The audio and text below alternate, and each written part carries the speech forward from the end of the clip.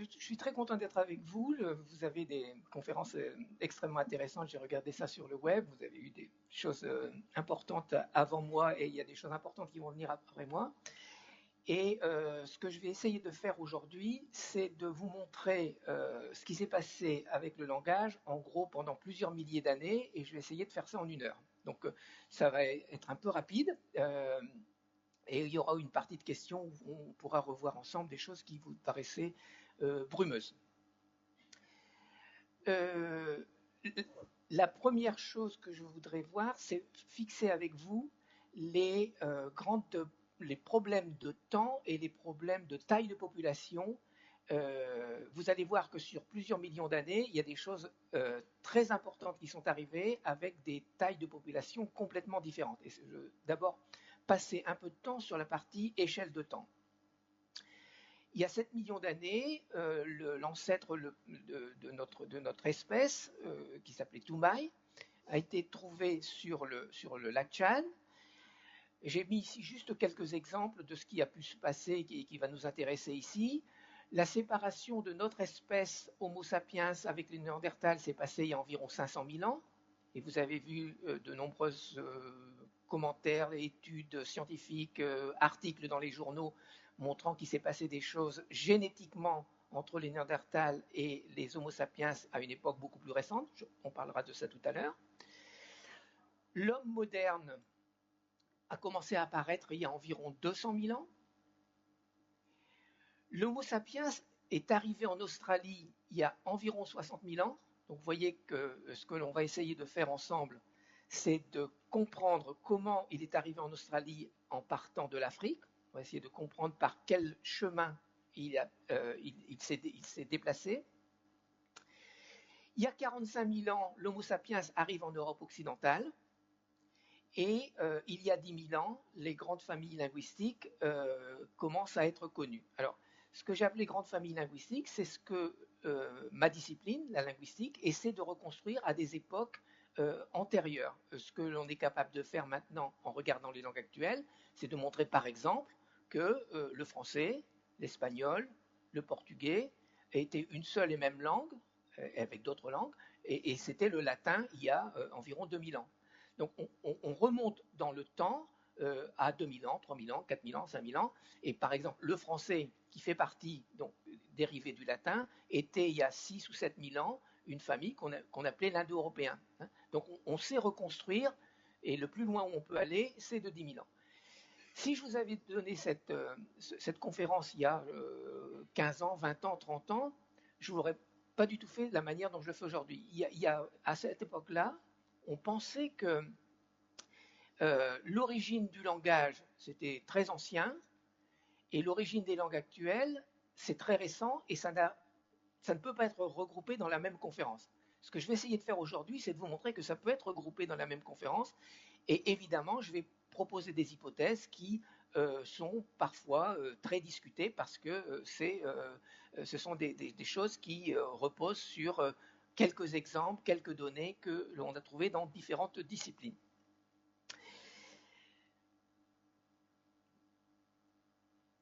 Sur la partie origine du langage, il y a deux choses importantes. Il y a la partie origine et il y a la partie langage. L'origine, il faut comprendre par là qu'il y a eu un type de système de communication avant l'apparition du langage humain. Une grande question qui est largement débattue chez les linguistes, c'était est-ce que le langage humain est complètement séparé des autres formes de communication ou est-ce que c'est une suite de systèmes de communication qui existaient déjà chez nos ancêtres? Est-ce que les gorilles, est-ce que les chimpanzés avaient un système de communication qui ressemble au nôtre? Des linguistes s'affrontent là-dessus, et ce que je vais essayer de vous montrer, c'est que le langage humain dérive d'un système de communication qui existait auparavant. Donc, en clair, il n'y a pas eu de rupture brutale, c'est pour ça que le mot origine est un petit peu compliqué à utiliser dans cet exemple-là. Et la même chose avec le type langage, lorsqu'on utilise le mot langage, ça donne l'impression que le type d'information linguistique qui est utilisé par l'Homo sapiens, c'est une chose, mais que, évidemment, on doit examiner ce qui se passait dans le système de communication qui existait avant le langage humain, et je vais vous montrer là-dessus aussi des exemples dans les diapos à venir. Donc, sur l'évolution du langage, je voudrais ici montrer qu'il y a deux époques complètement différentes. Il y a ce que j'ai appelé ici la communication vocale, donc la possibilité de produire des sons, et cette possibilité, elle est très ancienne. On va voir des exemples sur le larynx dans quelques minutes. Et il y a ce que l'on appelle le langage complexe, c'est-à-dire en gros le langage utilisé dans toutes les langues aujourd'hui. On verra tout à l'heure peut-être le lien entre l'écriture et le langage parlé. Et ce que je vais parler maintenant, c'est le langage parlé, parce que l'écriture est arrivée très récemment. Donc ce n'est pas de ça que je veux parler ici, je veux parler du langage humain en général. Et je vais essayer de vous montrer, et là aussi, il y a beaucoup de débats chez les chercheurs qui travaillent là-dessus, et moi je vais essayer de vous montrer que le langage tel qu'il existe aujourd'hui a une profondeur d'environ 70 000 ans. Et encore une fois, il y a des débats là-dessus. Et l'autre chose que je veux vous montrer, c'est que ce que l'on appelle l'homme moderne, ou l'homo sapiens, n'est pas arrivé sur notre planète brutalement. Ce que je veux vous montrer, c'est qu'il y a trois domaines tout à fait différents. Il y a le domaine anatomique, donc la manière dont nous produisons et percevons les sons. Il y a tout ce qui est lié à l'espace culturel. On verra les exemples, par exemple avec les artefacts, les colliers, les sépultures, etc. Et il y a aussi la partie linguistique, en gros, pourquoi parlons-nous ce type de langage que nous avons aujourd'hui? Donc encore une fois, ces trois domaines n'ont pas évolué à la même vitesse, de la même manière, sur tout l'espace de notre planète. Donc très important, cette double mosaïque qui s'est articulée différemment dans différents endroits. Jetons un œil maintenant sur ce diagramme. Vous voyez que sur cette partie ici, vous avez les différents points avec l'Europe, l'Afrique, le sud-est asiatique et l'Asie de l'Est. Donc, chacune de ces colonnes correspond à ces différents points. Vous avez en Afrique les espèces les plus anciennes, et que progressivement, ces espèces vont se séparer. Encore une fois, si je vous avais présenté ça il y a 30 ou 40 ans, on avait beaucoup plus l'impression qu'il y avait une linéarité entre ces différentes espèces. Et vous voyez que cet arbre, c'est un arbre que l'on appelle buissonnant, c'est-à-dire il y a des espèces qui s'arrêtent à un moment ou à un autre. Vous voyez par exemple ici le Fluorensis, qui s'est arrêté.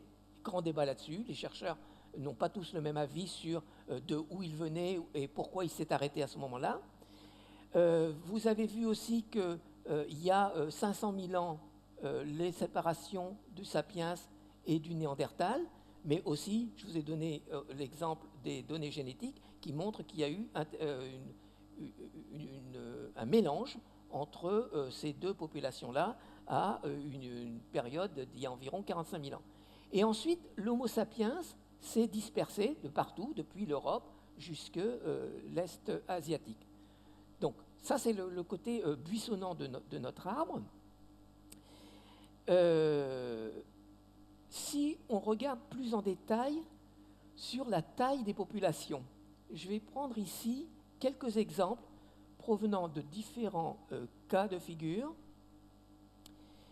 Et vous voyez, donc il y a des gens qui sont plutôt archéologues, il y a des gens qui sont plutôt démographes, il y a des gens qui sont de différentes disciplines, de groupements de population mondiale.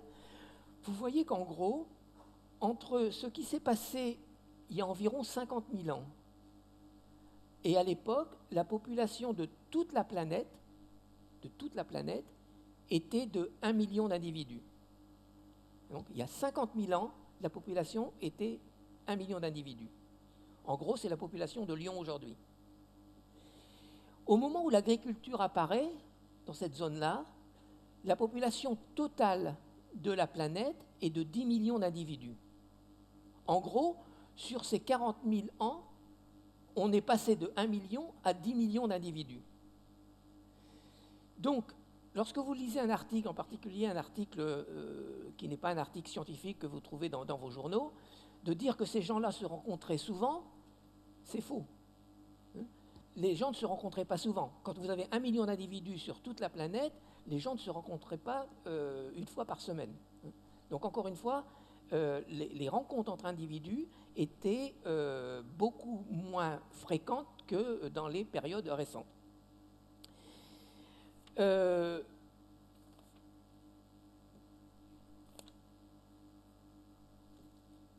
Si on examine plus en détail sur l'ensemble de cette planète et que l'on a cette diapositive qui montre qu'en fait, il y a eu 3 grandes périodes. La période ici, où en gros nous sommes chasseurs, cette période où l'agriculture apparaît, et cette période où l'industrie apparaît. Et ce que je veux vous examiner plus en détail, c'est exactement ce qui se passe entre ici et ici. Donc encore une fois, n'oubliez pas qu'à 50 000, il y a 1 million d'habitants. À 10 000, on est maintenant à 10 millions de population. Je vous ai dit tout à l'heure que l'on a examiné 3 périodes différentes. La période que j'appelle l'anatomie, je vais juste prendre un exemple. Je vais utiliser le larynx qui, au moins depuis 40 ans, a été considéré comme l'élément important qui permet de produire les sons que nous sommes capables de produire. Ce qui a été proposé en particulier par Lieberman était de dire qu'à une époque, le larynx était beaucoup plus élevé dans la gorge, et donc il y avait beaucoup moins de déplacement de la langue à l'intérieur de la gorge.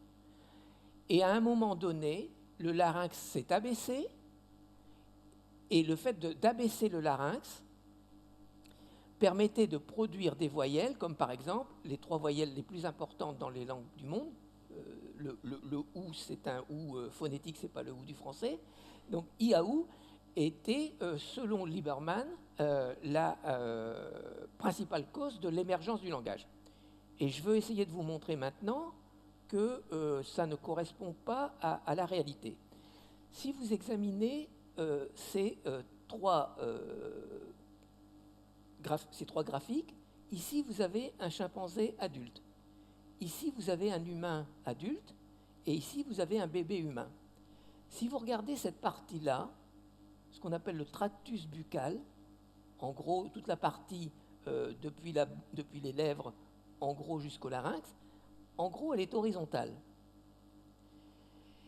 Alors que si vous regardez la partie humain, vous voyez que la partie tractus buccal va depuis les lèvres jusqu'à ce point-là, et ensuite, il y a une autre partie qui est à 90 degrés.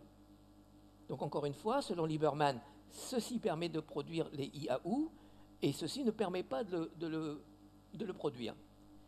Ce qui est intéressant à regarder là-dessus, c'est le bébé humain. Si vous regardez le tractus buccal du bébé humain, il a en gros la même position que l'adulte chimpanzé. Donc qu'est-ce qui se passe avec notre développement entre le bébé humain et l'adulte humain? Donc, première chose à repérer là-dessus, le bébé humain ressemble au chimpanzé. Deuxième élément intéressant, si vous regardez ici 2 radios avec les hommes et les femmes, donc vous voyez que le larynx est ici, donc ici vous avez la langue, ici vous avez l'épiglotte, ici vous avez le larynx.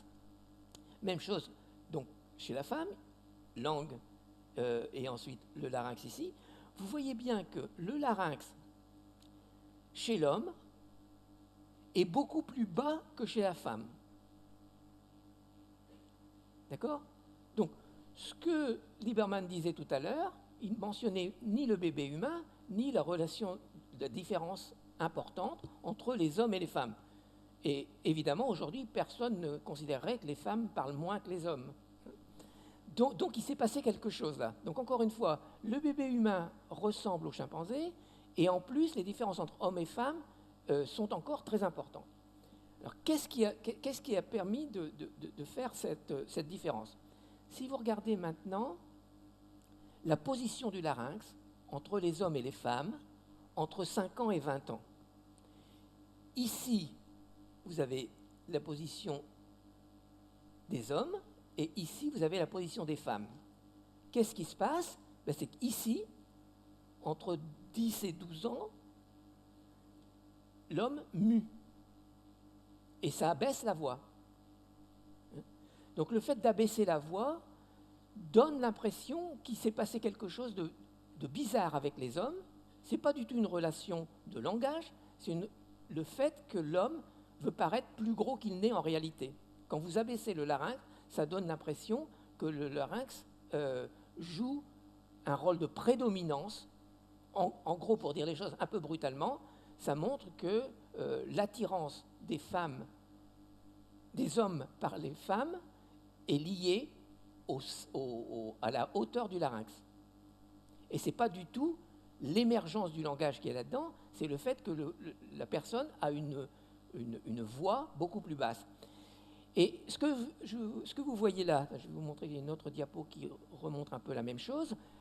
Ici, vous avez la hauteur de l'individu et ici, vous avez le poids. Vous voyez que si vous prenez des individus, chaque point représente un individu. Vous voyez que si la hauteur est basse, la position du larynx est élevée, et la même chose avec le poids. Plus le poids est faible, plus le tractus vocal est bas. Donc, en gros, la hauteur et le poids, ce que j'appelais ici la corpulence, sont fortement réglés par les dimensions entre hommes et femmes. Donc, examinons la diapo suivante.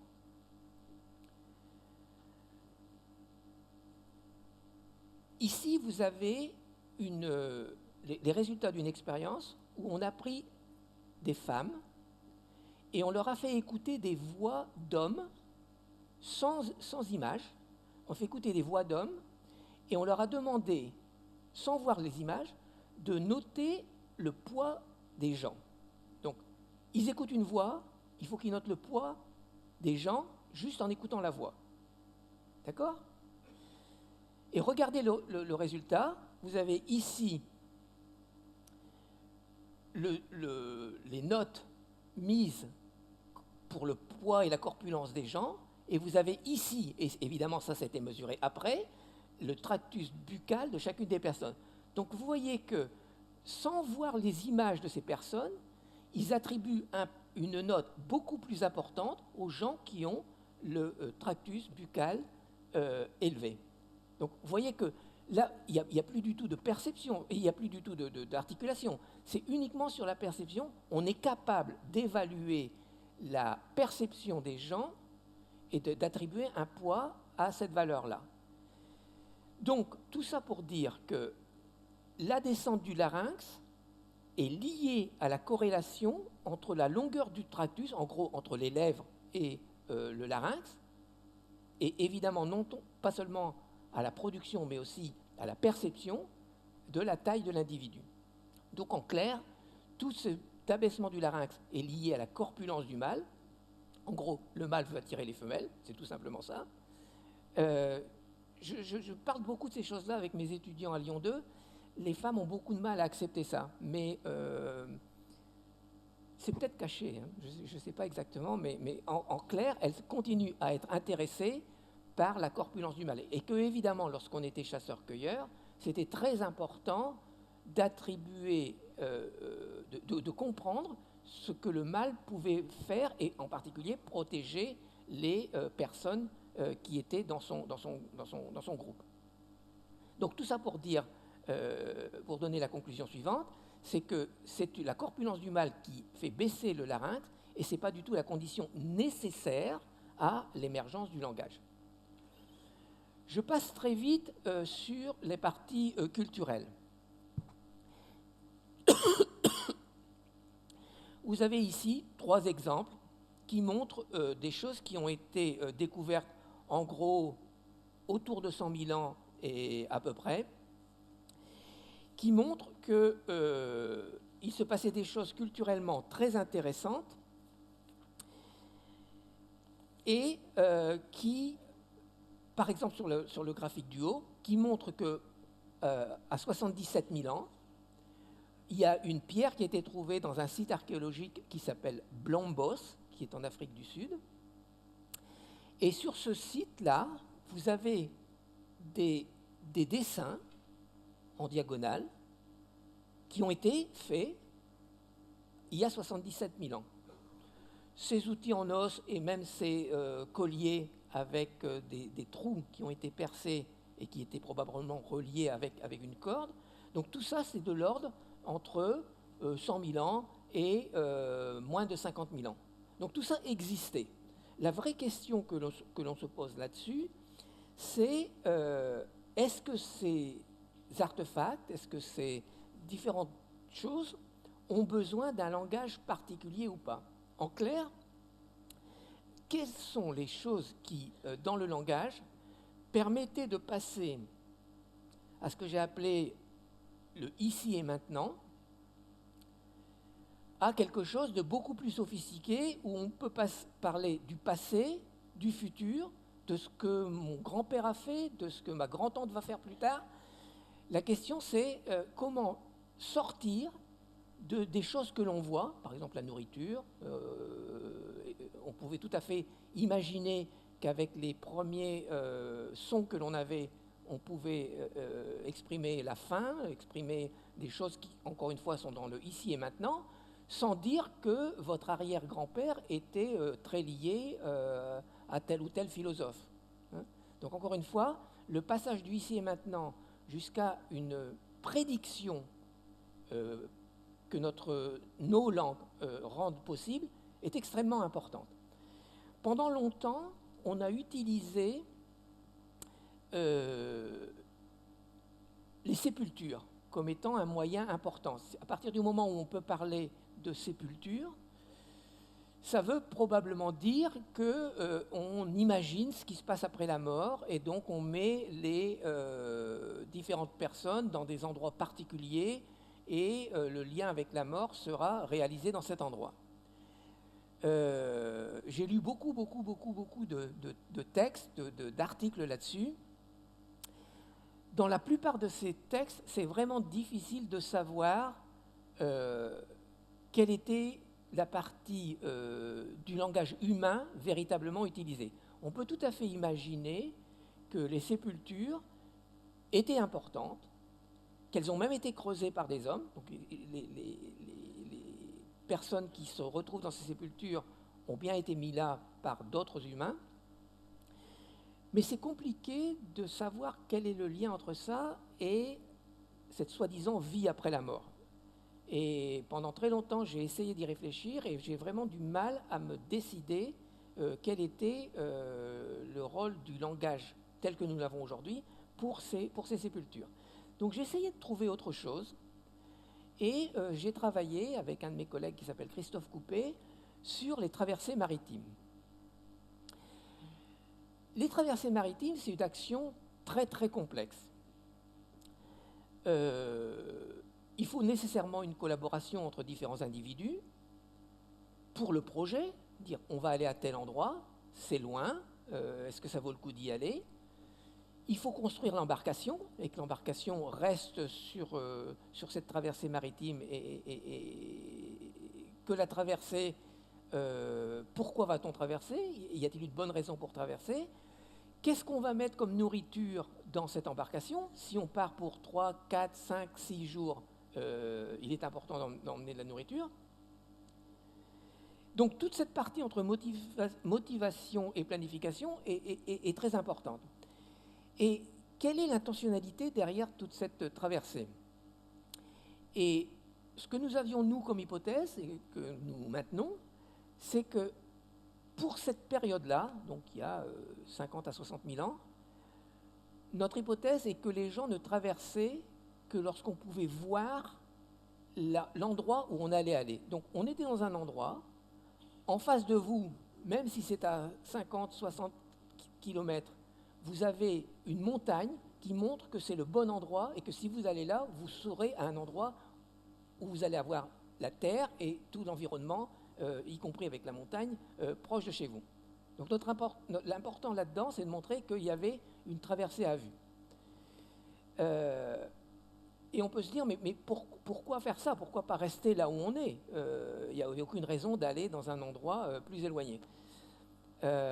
Lorsqu'on lit des textes là-dessus, et moi j'ai beaucoup travaillé en Afrique et on s'aperçoit encore ça, que s'il y a un problème dans une tribu, c'est souvent un problème entre quelqu'un qui n'est pas chef et qui voudrait être chef et qui couche avec la femme du chef pour avoir plus de visibilité dans la communauté.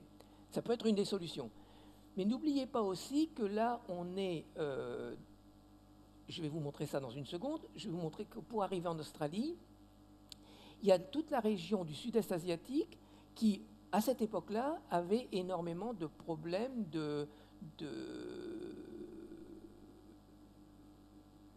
les variations climatiques étaient importantes et il pouvait y avoir des éruptions. J'ai mis ici Toba, c'est l'exemple où il y a 70 000 ans, il y a eu une énorme éruption volcanique qui a envoyé des laves un peu partout et il y a des endroits, depuis le Labrador jusqu'en Inde, où il y a des épaisseurs très importantes de lave venant de cet endroit Toba qui est dans le sud-est asiatique. Si vous examinez cette diapo, on veut essayer de comprendre comment on est passé de l'Afrique jusqu'à l'Australie vers 70 000 ans. Il y avait d'abord eu des individus, des Homo sapiens, qui sont allés d'abord en Israël. Et est-ce qu'à cette époque-là, ces Homo sapiens parlaient déjà la langue que l'on parle aujourd'hui? Ma réponse est non. Il y a très peu d'arguments pour être complètement convaincant dans un sens ou dans l'autre, mais ma réponse est non. Par contre, on est relativement convaincu que le passage de cette zone-là jusqu'à cette zone-là s'est fait le long des côtes, passant autour de l'Inde, passant dans cette zone-là, et ensuite arrivé dans cette région-là. Si on examine plus particulièrement cette partie-là, il faut savoir que le niveau de mer a beaucoup changé.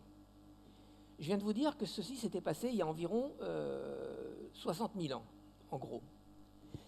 Ici, vous avez les périodes de temps, allant de 0 jusqu'à 140 000 ans, et ici, vous avez la hauteur de la mer. Donc, on est ici maintenant, mais si vous regardez ce qui se passait il y a 60 à 70 000 ans, on était dans cette zone-là. Ce qui veut dire qu'on était 80 mètres en dessous des mesures faites actuellement. 80 mètres en dessous. Ça fait une sacrée différence entre les côtes actuelles et les côtes qui existaient à cette époque-là.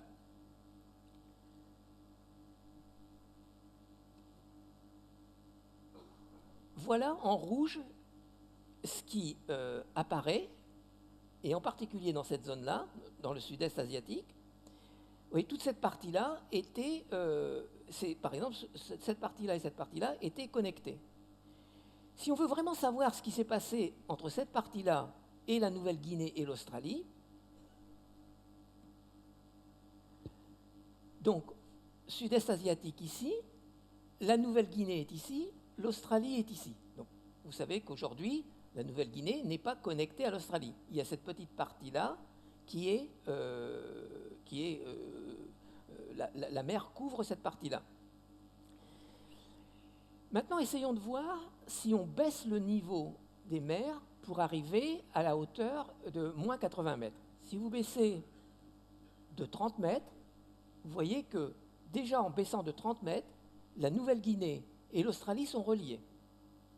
Vous baissez de 30 mètres et la relation existe entre la Nouvelle-Guinée et l'Australie. En clair, les gens qui sont en Australie il y a 60 000 ans peuvent avoir passé par cette zone-là. Si vous continuez à descendre à moins 50 mètres,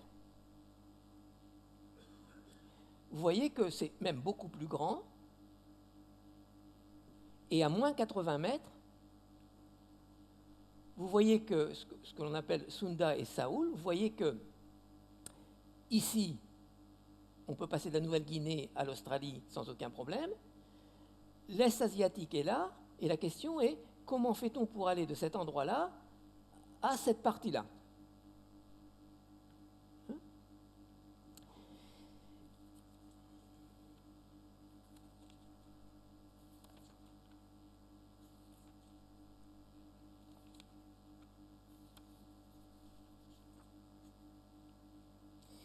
Alors, si vous examinez ces différentes parties, vous voyez qu'il n'y a aucun moyen, même avec moins 80 mètres, il n'y a aucune partie dans cette zone-là où il n'y a pas au moins un endroit où il y a 100 km d'eau à traverser. Donc pour revenir à ma question de départ, qui était les traversées maritimes, pour arriver en Australie, il y a au moins l'un des passages où il y avait une centaine de kilomètres d'eau. Et n'oubliez pas ce que j'avais dit, pour cette histoire d'intentionnalité, il fallait savoir à quel endroit on allait voir les montagnes en face de nous. Et donc avec notre hypothèse, nous pensons que toute cette partie Nouvelle-Guinée était visible du sud-est asiatique, alors que la plupart des archéologues pensent que le passage du sud-est asiatique vers l'Australie s'est passé ici. Alors évidemment, ils disent ça tout simplement parce que ces îles-là sont proches de l'Australie. Mais nos braves ancêtres n'avaient pas de carte. Donc, ils pouvaient traverser en voyant une montagne en face d'eux, ça c'était très bien, mais s'il n'y avait pas de montagne, ils n'avaient aucune idée de où aller. Donc notre prédiction, c'est que ici on a des gens qui sont là entre 50 et 60 000 ans, et nous pensons, pour le moment il y a des gens là qui sont là un peu plus tard, mais nous pensons que des données, des sites archéologiques vont nous montrer qu'ils étaient en Nouvelle-Guinée avant d'arriver en Australie. Mais en tout cas, tout ça pour dire que si on examine les différentes routes possibles, donc voilà les anciennes routes en passant par le sud, et nous pensons que ce n'est pas la bonne route, on pense que les gens sont passés par ici, et que c'est vraiment le fait de pouvoir aller en Nouvelle-Guinée par cette route-là montre que le langage tel que nous l'avons actuellement, avec possibilité de prédire ce qui s'est passé, ce qui va se passer, était possible à ce moment-là dans cette partie du globe. Je n'ai pas dit que c'était possible avec les Homo sapiens partout sur la planète. Mon idée, et là aussi c'est très difficile à prouver, c'est qu'il y a eu ce qu'on appelle la polyglossie, c'est-à-dire il y a eu différents endroits où le langage est apparu à peu près à cette époque-là. Et je pense personnellement que c'est dans cette région-là qu'il est apparu le plus tôt, et je suis beaucoup plus convaincu par ces exemples-là que ce que l'on a pu voir avec les sépultures. Donc ça, c'est ce qui se passe donc autour de 60 000 ans. Bien entendu, les peintures rupestres sont très différentes. Vous voyez ici une peinture rupestre qui est de la Chauvet, donc un peu plus de 33-34 000 ans. Il y a évidemment Lascaux qui est à 17 000 ans. Pour cette partie-là, il est clair que les gens étaient capables de parler de la manière dont on parle aujourd'hui. Donc la vraie question, c'est à quel moment le langage humain est apparu tel qu'il est, et je pense que les premières traversées maritimes sont un bon élément de ce changement-là. Examinons plus globalement comment le développement et du nombre de personnes et des lieux de population a pu changer.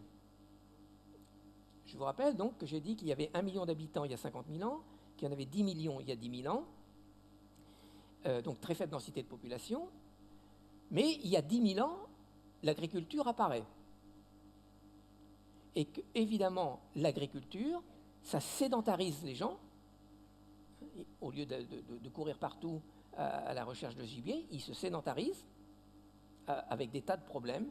Sédentarisation, ça permet de vivre plus longtemps, mais s'il y a une mauvaise agriculture, ces gens peuvent mourir. Donc il y a toute une période où les gens n'augmentent pas beaucoup, et après, évidemment, ça s'améliore. Et évidemment, pour les périodes les plus récentes, avec l'industrialisation, ça augmente énormément, et plus récemment, la colonisation, et avec les pertes de langue.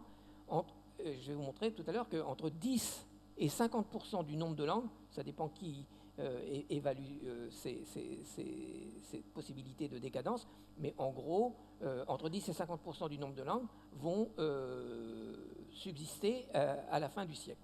Donc c'est très très faible.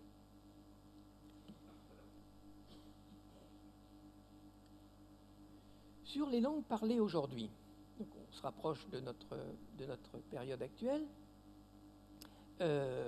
c'est une évaluation qui est délicate. D'abord parce que la distinction entre ce que l'on appelle les dialectes et les langues est très compliquée. La langue n'est pas l'endroit où on a une écriture.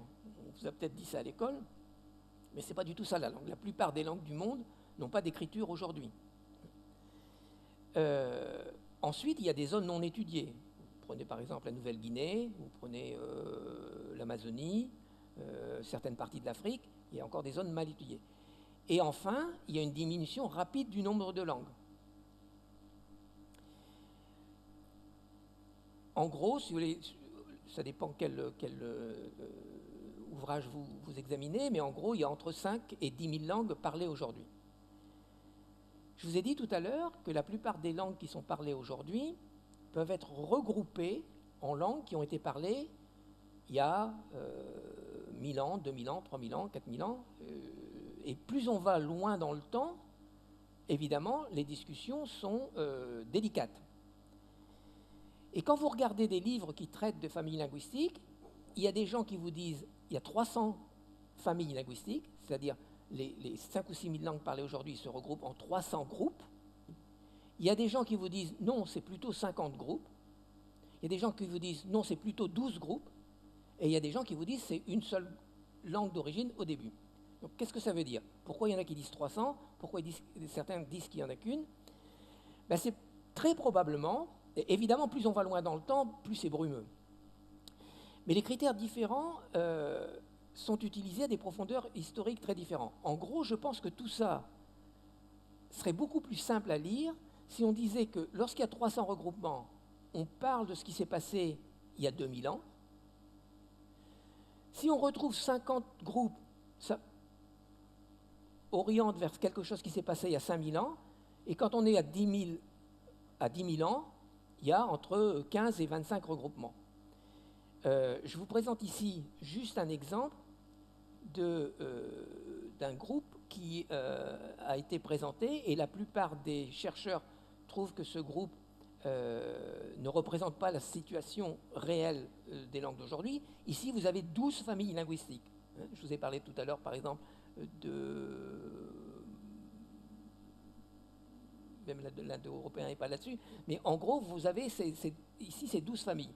Comme je vous le montrais sur la diapo précédente, si on parle vraiment de ce qui s'est passé il y a 10 000 ans, c'est plutôt 25 que 12. Mais en gros, c'est cet ordre d'idées. Plus on va dans le temps à une profondeur historique importante, il y aura moins de familles linguistiques. Et le lien entre famille linguistique et agriculture est quelque chose d'extrêmement important. Je vais essayer de vous montrer ça avec l'exemple des agriculteurs qui sont au centre de l'Afrique.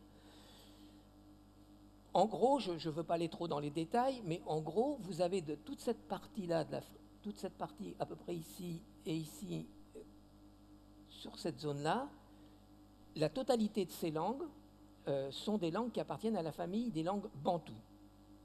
Il y a 500 ou 600 langues parlées aujourd'hui. Alors, on essaie de reconstruire ça. Il y a des tas de manières de reconstruire ça. On peut reconstruire ça avec l'état des langues. Encore une fois, à 3 ou 4 000 ans, on sait à peu près faire. On voit bien que, en gros, si vous voulez, c'est un peu comme reconstruire le latin à partir du français, de l'espagnol, du portugais, etc. La seule différence, c'est que dans ces dernières langues, il y a un écrit, et là, il n'y a pas d'écrit. Donc, on reconstruit les langues à partir de la manière dont les langues sont parlées aujourd'hui. Il n'y a pas d'écrit qui date de 400 ans, 500 ans, 1000 ans, etc. Mais en tout cas, la plupart des gens sont d'accord pour dire que les Bantous étaient dans cette zone-là il y a environ 4000 ans, ici. On les trouve dans cette zone-là, et il y a de nombreux gisements archéologiques qui montrent qu'ils étaient ici il y a environ 2500 ans. Là, c'est plutôt sur des critères moitié archéologiques, moitié linguistiques. Mais en clair, on ne sait pas vraiment ce qui s'est passé entre ça et l'arrivée ici. Donc là, il y a des flèches qui sont, pour donner l'impression qu'ils sont passés en forêt, mais on ne sait pas trop. Donc on a essayé de travailler là-dessus. Vous avez ici donc une carte de l'Afrique. Vous avez des, je suis sûr que vous ne pouvez pas les lire, ce n'est pas ça le but du jeu, mais vous avez des noms en rouge ici, ici, ici et ici. Ça, ce sont des groupes de chasseurs-cueilleurs. Ce ne sont plus des agriculteurs, ce sont des chasseurs-cueilleurs. Et ces gens-là, nous les appelons les pygmées. En fait, il n'y a aucune raison de les appeler les pygmées parce que, à l'époque où ils étaient en contact avec les Bantous, c'était probablement des chasseurs-cueilleurs qui appartenaient à des groupes différents. Il n'y a aucune raison de mettre le même nom sur tous ces chasseurs-cueilleurs. En tout cas, ça a été fait par les Occidentaux depuis qu'on a retrouvé les pygmées vers 1850. Donc, intéressant, vous avez un groupe d'agriculteurs bantous qui sont en contact avec ces chasseurs-cueilleurs. Donc, ce que nous, on a fait récemment, ces 10 petites dernières années, on est allé prendre des échantillons sanguins sur tous ces individus. Ici, vous avez les Bantous sur lesquels nous avons pris ces échantillons sanguins, avec deux autres zones, celle-ci, qu'on appelle les pygmées de l'Ouest, et celle-ci, les pygmées de l'Est. Donc vous avez trois groupes différents. Ce sont des groupes qui sont basés, en gros, sur l'ADN de ces gens-là. Donc il n'y a pas de linguistique là-dedans. C'est uniquement la génétique qui détermine ces trois groupes. Et ces trois groupes sont très différents les uns des autres. Il n'y a pas de pygmées. Il n'y a pas de pygmées ici, et il n'y a pas de Bantous ici. Trois groupes complètement différents. Et grâce à ces études génétiques, on a été capable de montrer que on avait en fait trois zones différentes. Un groupe qui s'est passé, qui a séparé il y a 70 000 ans des gens qui sont aujourd'hui agriculteurs et des gens qui sont pygmées. Ensuite, à 20 000 ans, il y a eu une séparation entre les pygmées de l'Ouest et les pygmées de l'Est.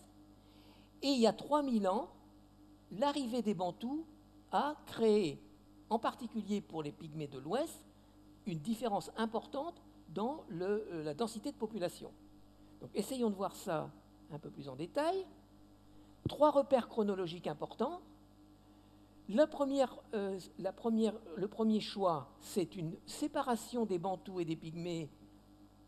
L'une des possibilités, c'est soit un changement climatique, soit une éruption volcanique qui a permis de séparer ces anciens groupes. Il y a 20 000 ans, il y a une séparation de ce qu'on appelle aujourd'hui les pygmées de l'Ouest et des pygmées de l'Est. Et la question possible sur cette séparation, c'est y avait-il ou non une seule forêt équatoriale à l'époque, il y a 20 000 ans. Et évidemment, l'arrivée de l'agriculture chez les Bantous qui augmente la population bantoue. Voyons maintenant le lien entre ces populations et l'agriculture. Là, vous avez une carte qui montre l'apparition de l'agriculture dans différentes zones de notre planète. Vous voyez que l'agriculture la plus ancienne, dans le croissant fertile, ici, date d'il y a environ 11 000 ans. Dans d'autres zones, vous avez par exemple du riz ici, vous avez des espèces différentes de maïs, par exemple, dans cette partie-là. Et en fait, cette agriculture n'arrive en zone africaine que beaucoup plus tard. Là, ici, on était à 11 000 ans, alors que cette partie dont je veux parler est ici, et l'agriculture arrive il y a environ 4 000 ans. D'accord ? Si vous comparez ce diagramme avec ce nouveau diagramme, vous avez en gros la répartition des grandes familles linguistiques. Et la région dont je suis en train de parler, c'est celle-ci, avec les Bantous qui se propagent à l'est et à l'ouest de cette partie centrale de l'Afrique. Donc, encore une fois, je reviens à ce que je disais tout à l'heure, l'agriculture, même si au début, l'augmentation de la population n'était pas très forte, à un moment a pris le pas et a augmenté les populations. Donc, très fort lien entre augmentation de l'agriculture et densité de population.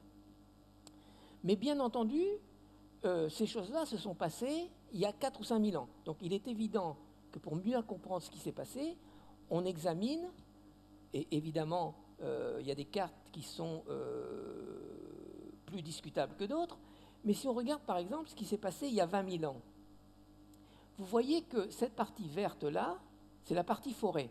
En fait, ces deux-là n'étaient pas liés ensemble.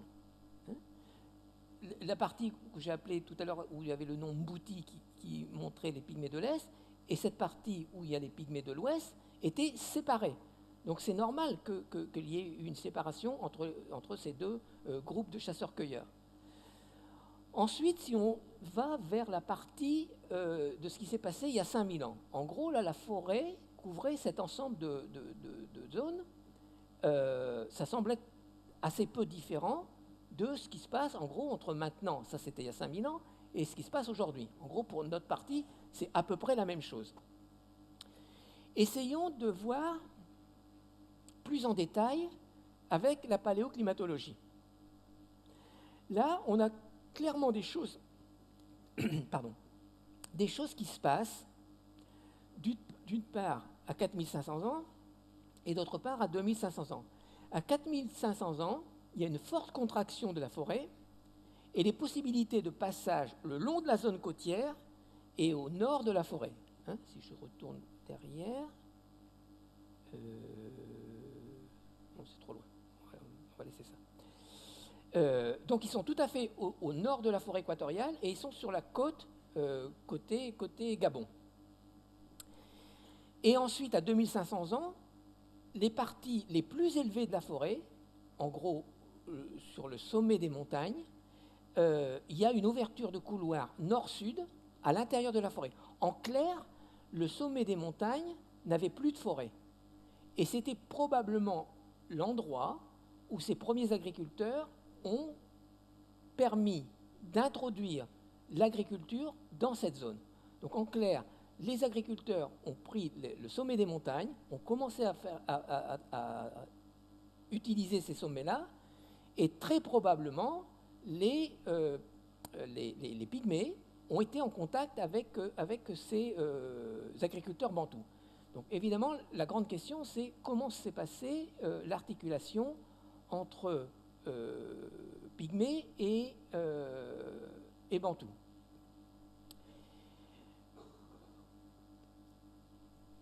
Donc, comme je vous l'ai dit, l'agriculture a influencé la répartition démographique entre pygmées et bantous. Et donc, n'oubliez pas qu'à cette époque-là, les pygmées n'étaient pas du tout agriculteurs. Donc, c'est par contact avec les bantous qu'ils sont, en gros, ils ont été obligés de travailler dans les champs des bantous. La question, c'est est-ce que les pygmées sont aujourd'hui traités de la même manière qu'ils étaient traités tout à fait au début? Là aussi, il y a de grandes discussions. Probablement pas de la manière dont ils sont traités aujourd'hui. En gros, les pygmées sont considérés, pour dire les choses brutalement, comme des sous-hommes par les bantous. C'était probablement pas vécu de cette manière-là au début. Parce que les bantous ont un attachement particulier au territoire, et comme les pygmées étaient déjà sur ce territoire, ils avaient probablement une meilleure impression des pygmées tout à fait au début. Là-dessus, on est sur des zones qui sont fortement discutées. Mais en tout cas, ce qui est très important, pour tout ce que je vous ai montré sur les parties linguistiques des bantous et des pygmées, c'est qu'aujourd'hui, les bantous parlent la même langue, ou une langue dérivée de ce qu'ils parlaient il y a 3000 ans, et que les pygmées qui parlaient une autre langue, et on n'a aucun groupe pygmée qui aujourd'hui parle cette langue, ces pygmées-là ont adopté les langues bantoues. Donc c'est intéressant que le fait du développement de l'agriculture de l'invasion des agriculteurs dans cette zone a influencé le langage des Pygmées. Encore une fois, l'agriculture, c'est important, ça permet aux gens de se développer, ça impose leur langue, et bien souvent, leur langue a supprimé des langues qui existaient déjà.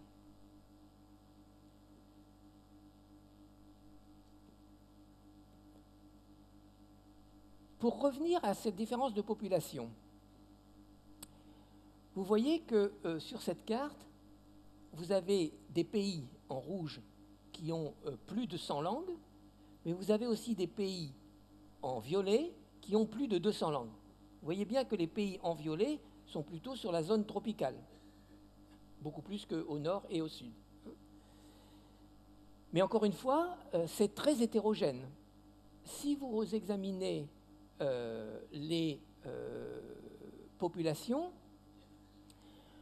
plus de 50% de la population du globe parle une des 10 langues les plus parlées. Donc je vous ai dit qu'en gros, sur la planète, il y avait environ entre 5 à 6 000 langues. Mais 50% de la population parle une des 10 langues les plus parlées. C'est-à-dire que si aujourd'hui, vous mettiez à étudier 10 langues, vous imaginez l'impact que vous aurez sur l'ensemble de la population, parce que presque tout le monde vous comprendrait. Et plus de 90% de la population du globe parle une des 100 langues les plus parlées. Encore une fois, je vous ai dit, il y a en gros entre 6 et 7 000, mais il y a 90% de la population qui parle l'une de ces 100 langues.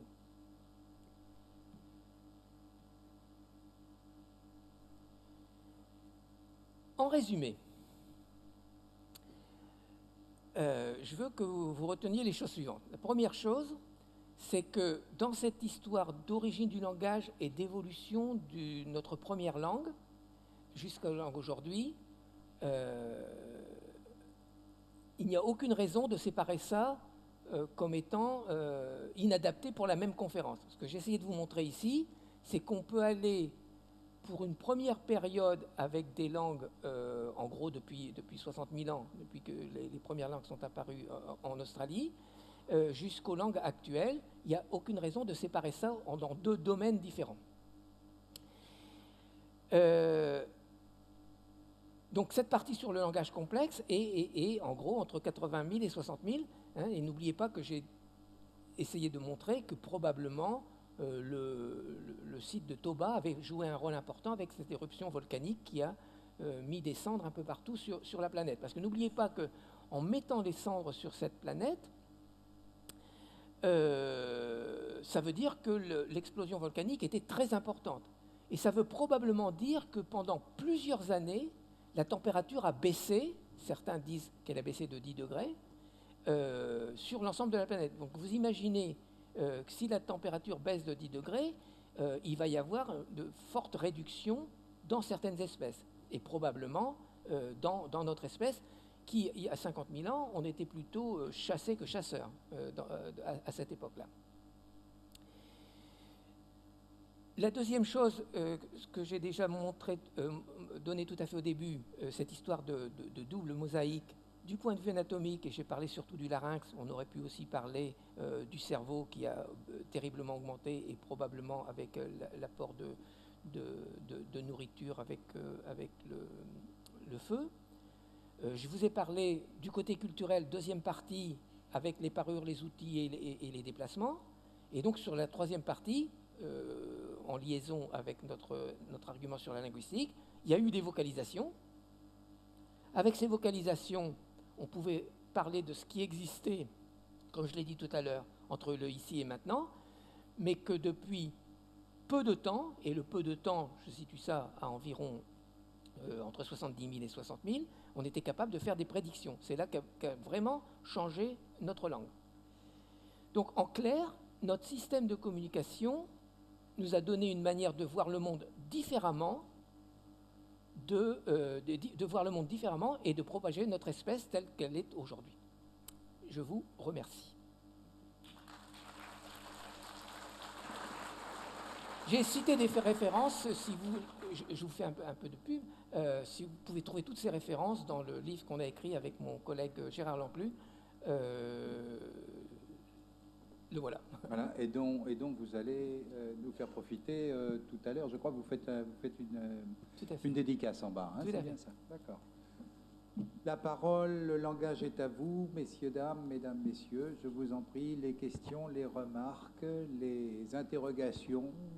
Allez-y, manifestez-vous, il n'y a pas de problème. Oui, bonsoir monsieur. Alors, on va vous passer un micro. Encore faut-il qu'il soit dans le coin. Coucou micro, s'il vous plaît.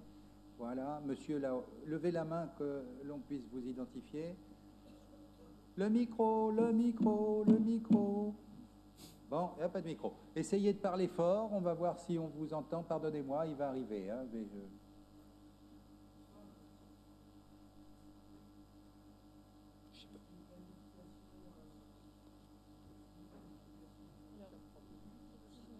Bon, attendez, pardonnez-moi, là vraiment, on ne vous entend pas bien. Voilà le micro. Allons-y. Voilà. Bonsoir, monsieur. Pardon. Bonsoir, merci pour cet exposé. Plutôt qu'une planification voulue du déplacement, est-ce que vous envisagez pas un déplacement plutôt subi par des groupes de personnes d'Homo sapiens qui rejetaient une autre partie, qui était obligée de migrer plutôt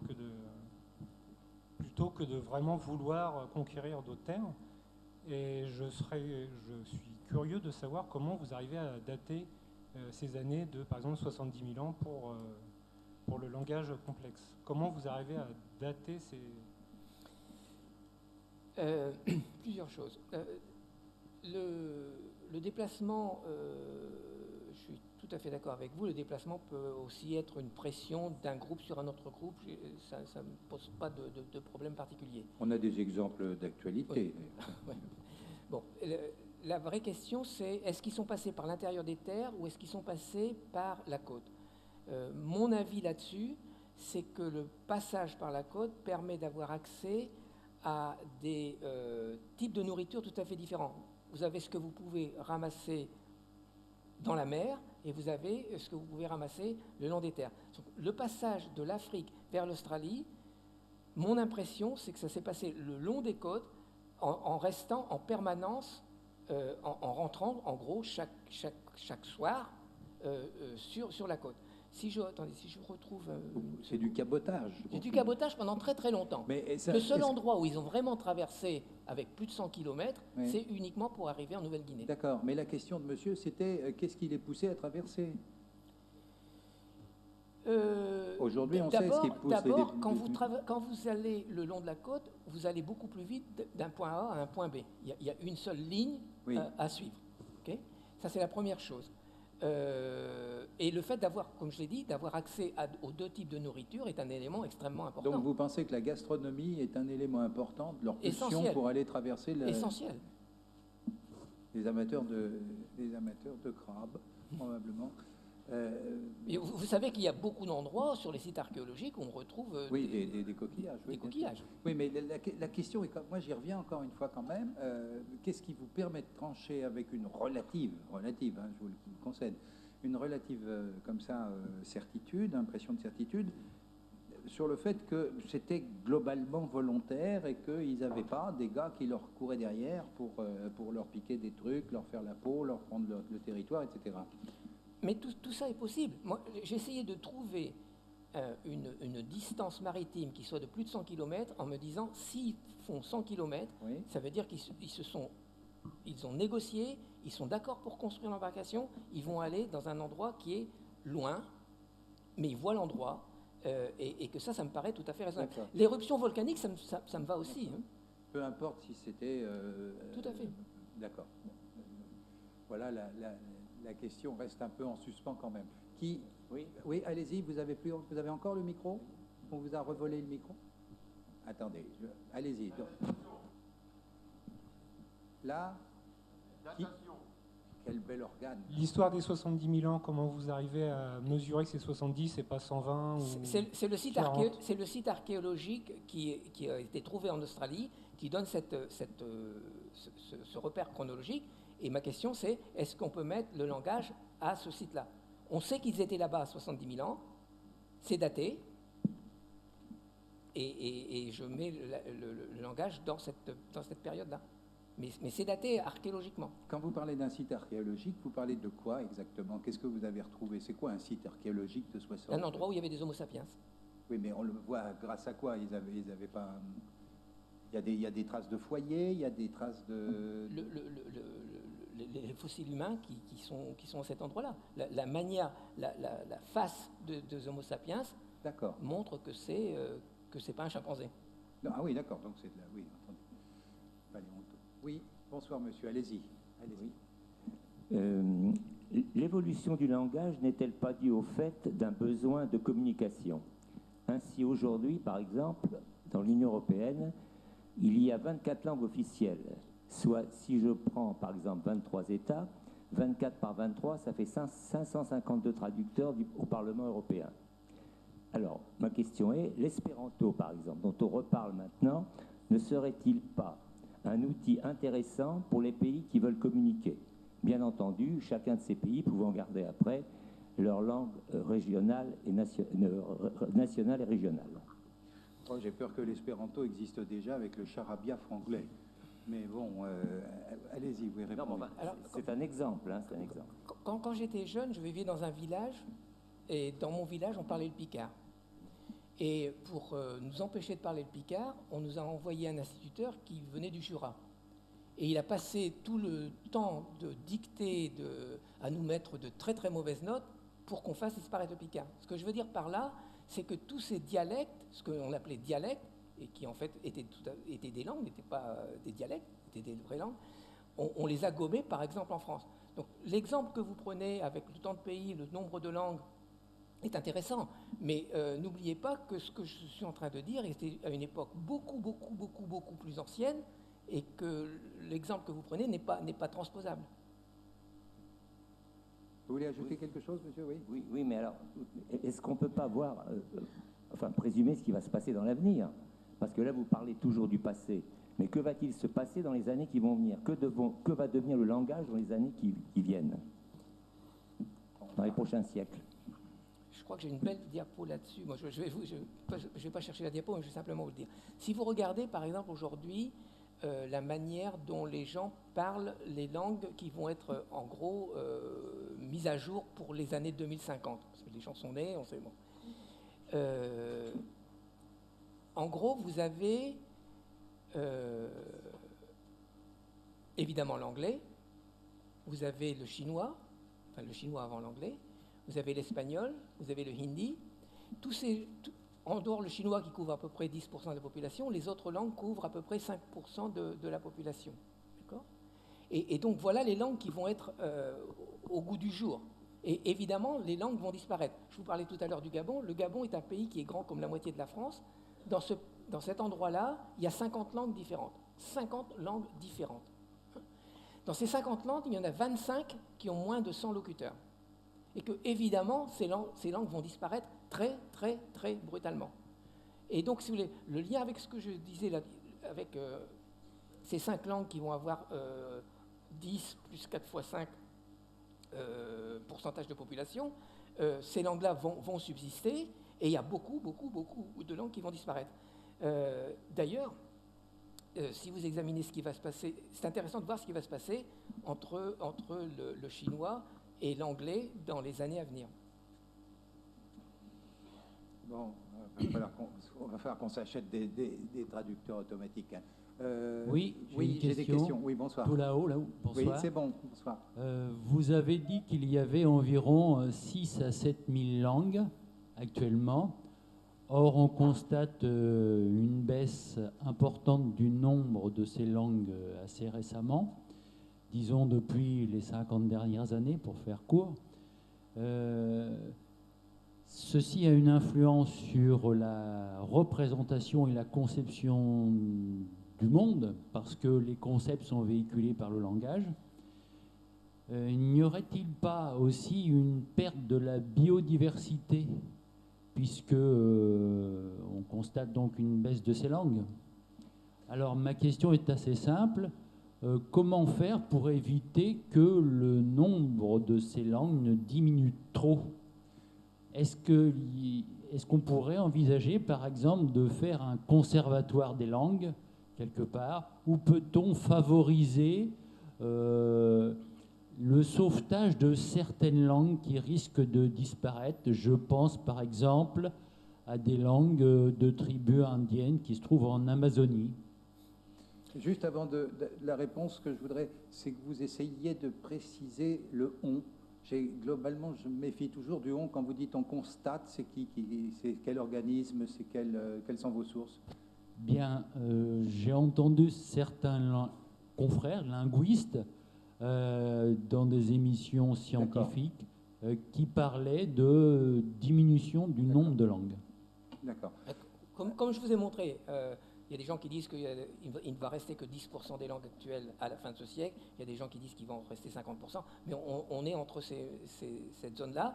Et je suis complètement d'accord avec vous que ça fait disparaître une grande partie des connaissances de ces langues-là, en particulier sur la biodiversité. Mais la vraie question, ces langues vont disparaître. Comment essayer de préserver ça? On oublie souvent de dire que la solution... Prenons quelqu'un qui vient de, je ne sais pas quoi, de Nouvelle-Guinée ou d'Afrique centrale, c'est le plurilinguisme. Il n'y a aucune raison qu'une personne parle une langue. Ça, c'est vraiment une question d'occidental de l'Ouest, de penser qu'une personne parle une langue. Moi, j'ai beaucoup travaillé en Afrique où chaque gamin parle 2, 3, 4, 5 langues, et ça ne les décoiffe pas. Et encore une fois, je suis tout à fait d'accord avec vous sur la partie biodiversité. Il va y avoir une perte énorme des connaissances actuelles. Complètement d'accord avec vous. Oui, mais on constate aussi que certains jeunes hésitent à parler leur langue maternelle parce qu'ils trouvent qu'elle est moins bien que la langue dominante en vigueur dans leur pays. Bien sûr, bien sûr. Mais encore une fois, vous dites qu'il y a des langues qui disparaissent. N'oubliez pas... Nous, les linguistes, on dit ça en permanence de manière à promouvoir notre discipline. Mais n'oubliez pas qu'il y a des tas d'endroits où les gens eux-mêmes veulent que la langue disparaisse, parce que, exactement ce que vous venez de dire, il y a la langue voisine qui a une plus grande importance. C'est compliqué. Quand on regarde le pouvoir de la langue, il y a deux choses qu'on veut faire avec la langue. On veut être capable de communiquer avec tout le monde, donc l'idée, ça serait d'avoir une seule langue pour toute la planète, mais on veut aussi marquer sa propre autonomie. Donc l'idée, ce serait de communiquer avec un tout petit nombre de gens qui vous comprennent. Donc le lien entre ce passage à quelque chose qui permet de comprendre, à se faire comprendre un maximum de personnes, par opposition aux gens qui ne veulent être compris que par un petit nombre de gens, c'est très très compliqué à gérer. Et encore une fois, d'avoir plusieurs langues à sa disposition, et c'est la meilleure manière de régler ça. Ça ne va pas tout régler, mais ça aidera un peu. Sinon, c'est la tour de Babel. Hein. Dieu nous a punis en nous séparant, en nous obligeant à parler des langues différentes. Oui, encore une question là-haut. Oui, bonsoir. Je ne sais pas, je ne vous vois pas. Et j'ai nettoyé mes lunettes. Oui. Merci. Bonsoir. Vous avez parlé de la différence entre la manière de parler de la femme et de l'homme. Je voudrais savoir... qu'est-ce que vous pensez des hommes qui parlent comme des femmes et des femmes qui parlent comme des hommes? Ah, c'est la cage aux folles ce soir. Alors, je vais vous raconter une histoire intéressante. Quand je réponds au téléphone, évidemment, quand vous identifiez quelqu'un au téléphone, c'est évidemment par le son de sa voix.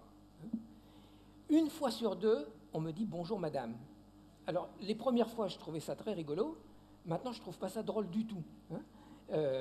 J'aimerais bien qu'on me reconnaisse par ma voix. Et pourquoi c'est comme ça? Parce que mes cordes vocales vibrent à environ 150 fois par seconde. Ceux d'un homme vibrent à 120 et les femmes sont au-dessus de 200. Donc ma voix est entre les deux. Je n'ai pas de problème particulier avec ma vie sexuelle, mais ma voix est entre les deux. Et donc c'est vraiment ce que vous venez de dire, c'est la corpulence est liée à la voix. Et c'est tout ce que je peux dire là-dessus. Je ne veux pas me glisser dans des... Par contre, tout à l'heure, vous disiez que les femmes étaient attirées par les voix graves, pour parler oui, donc je ne suis pas attiré par les femmes. Et les hommes sont attirés par les voix aiguës? Il y a des discussions là-dessus. Cette partie-là est compliquée. Tenez-moi au courant. Hein, parce que... Oui, bonsoir, madame, je crois. Ou monsieur, je ne sais pas, manifestez-vous, levez la main, voilà. Allez-y. Où ça? Ah, c'est madame. Voilà, tout en haut, au milieu. Bonsoir. Oui, bonsoir. Je voulais savoir, vous avez commencé votre conférence en disant qu'il y avait peu d'hommes sur Terre et donc qu'ils ne se rencontraient pas souvent et qu'il y avait peu de communication. Or, tous les linguistes, j'ai l'impression qu'ils sont tous d'accord pour dire qu'il y avait peu de langues avant. Donc je ne comprends pas comment on peut avoir une seule langue, une unicité quasiment de langue, alors qu'il n'y avait pas de communication ou peu de communication. Et à l'inverse, aujourd'hui, beaucoup de langues, beaucoup de langues, beaucoup de communication, avec, bien sûr, dans les années qui vont venir, une baisse des langues, du nombre de langues. Ah, c'est parfait, ça. C'est un peu les questions de l'homogénéité de l'univers aussi, ça. C'est avec le temps, comment ça se fait que... Bon, allez-y. Alors, il y a un linguiste qui était à l'université de Stanford, qui a écrit un livre montrant qu'il y avait une seule langue à l'origine. En gros, cette langue était, toutes les langues actuelles peuvent se regrouper en une seule langue. Il y a lui et quelques autres linguistes, et en tout cas c'est moins de 5, qui sont d'accord avec ça, et les journalistes ont adoré ça, donc, que c'était la même langue partout. La très grosse majorité des linguistes ne sont pas du tout d'accord avec ça. Donc le rapport à une seule langue ne convainc pas du tout les spécialistes en linguistique historique. Mais n'oubliez pas que les gens qui travaillent en linguistique historique, en gros, vont au maximum, mais vraiment au maximum, jusqu'à 10 000 ans. C'est pas de ça que je suis en train de parler. Tout à l'heure, je parlais de ce qui s'est passé il y a 50 000 ans et l'évolution entre 50 000 ans et l'arrivée de l'agriculture. Donc, votre question, je ne sais pas où vous mettez ces deux morceaux. Dans tous les cas, il y a eu une explosion des langues à un moment donné. Donc, ça veut dire qu'avant, il y en avait moins, alors qu'il y avait moins de communication entre les hommes. Vous voyez ce que je veux dire? Oui, moi je vois bien, c'est malin d'ailleurs, hein, c'est vrai en plus. Hein. Comment on peut répondre à ça? Non, je ne suis pas d'accord. Vous n'êtes pas d'accord? C'est parce que vous êtes beaucoup plus malin. Ça a évidemment augmenté. Je ne pense pas quelque chose de brutal. Je parlais tout à l'heure que ce qui a probablement commencé, par exemple, avec la traversée maritime vers l'Australie, s'est passé il y a 60 000 ans. Ça a augmenté, mais encore une fois, entre 60 000 et 10 000, ça a augmenté en gros régulièrement. Je ne pense pas qu'il y ait eu quelque chose de brutal comme vous semblez vouloir. Pas d'explosion, quoi. Allez, défendez-vous, allez-y. Allez-y. Non, je sais pas. C'est juste que je trouve ça bizarre que il y ait peu de familles linguistiques, c'est ça, alors qu'il y avait beaucoup plus de gens disséminés sur la planète, et donc il y avait peu de liens entre eux.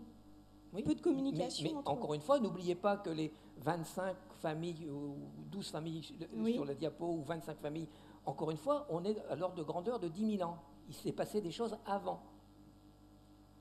Bon. D'accord, mais le langage s'enrichit avec la vie, avec l'expérience. Donc c'est ça que vous voulez dire, c'est-à-dire qu'avant il y avait des regroupements de familles, qu'il y a eu dispersion ensuite, mais que la base était la même et qu'après, il y a eu des aménagements pour chaque langue, d'où la profusion des langues ensuite. Oui, tout à fait. Oui, c'est ça. D'accord. On y est, là, je crois, nous. Hein. Merci. On va aller dans la salle vidéo. Je crois qu'il y a une question. On va voir ça tout de suite. Qui a une question? Si vous pouvez vous lever, madame ou monsieur, de manière à ce que je vous repère. Je suis émue et j'aurais du mal à me lever. Bon, d'accord. Donc je préfère rester assise. Je vous en prie, madame, bien sûr. Voilà. D'abord, je voudrais remercier le conférencier. Voilà. Bon. Moi, je ne connais pas du tout la linguistique. Par contre, j'ai essayé d'intégrer votre déroulé de pensée. Alors, ce qui m'interroge, si vous voulez, c'est vous parlez du corps. Bon, alors vous commencez par l'anatomie, hein, d'accord? Ensuite, vous passez au culturel. Bon, vous arrivez à la linguistique. Si j'ai intégré tout le déroulé de votre pensée avec mon ignorance, Vous avez la question de l'espace. Il y a la question de la temporalité aussi. Et vous argumentez par les traversées maritimes. Bon. Si vous voulez, moi j'ai une difficulté à vous suivre. Vous croisez plusieurs données. Pardonnez-moi, madame, quelle formation avez-vous Je travaille dans l'humain. Pardon? Je travaille dans l'humain. Ah, d'accord. Bon, donc, est-ce que vous avez une question précise? Vous avez du mal à suivre parce que il y a trop d'hétérogénéité dans les paramètres de. Voilà, c'est ça. Vous avez compris. De réflexion. On pourrait dire exactement l'inverse, sur cette histoire d'origine des langues. Oui, parce que c'est ça, c'est l'origine en fait qui m'intéresse. Souvent, les gens étaient dans une seule discipline, mais évidemment, l'humain avait son environnement qui interagissait avec leur manière de fonctionner, et que tout cet environnement doit être lié aux migrations des populations. Donc, l'espace, le temps, la taille des populations sont forcément très importants pour comprendre non seulement l'origine, mais la dispersion des langues. Et je pense que pendant trop longtemps, on s'est limité à une seule discipline pour expliquer l'origine du langage. D'accord, ok. Voilà. Mais quand même, pour qu'il y ait langage, il faut quand même qu'il y ait... Bon, j'ai retenu votre argument qui concerne l'agriculture et l'argument qui concerne la cueillette. Hein. Donc, autrement dit, les gens qui comment dire, ne se sédentarisent pas.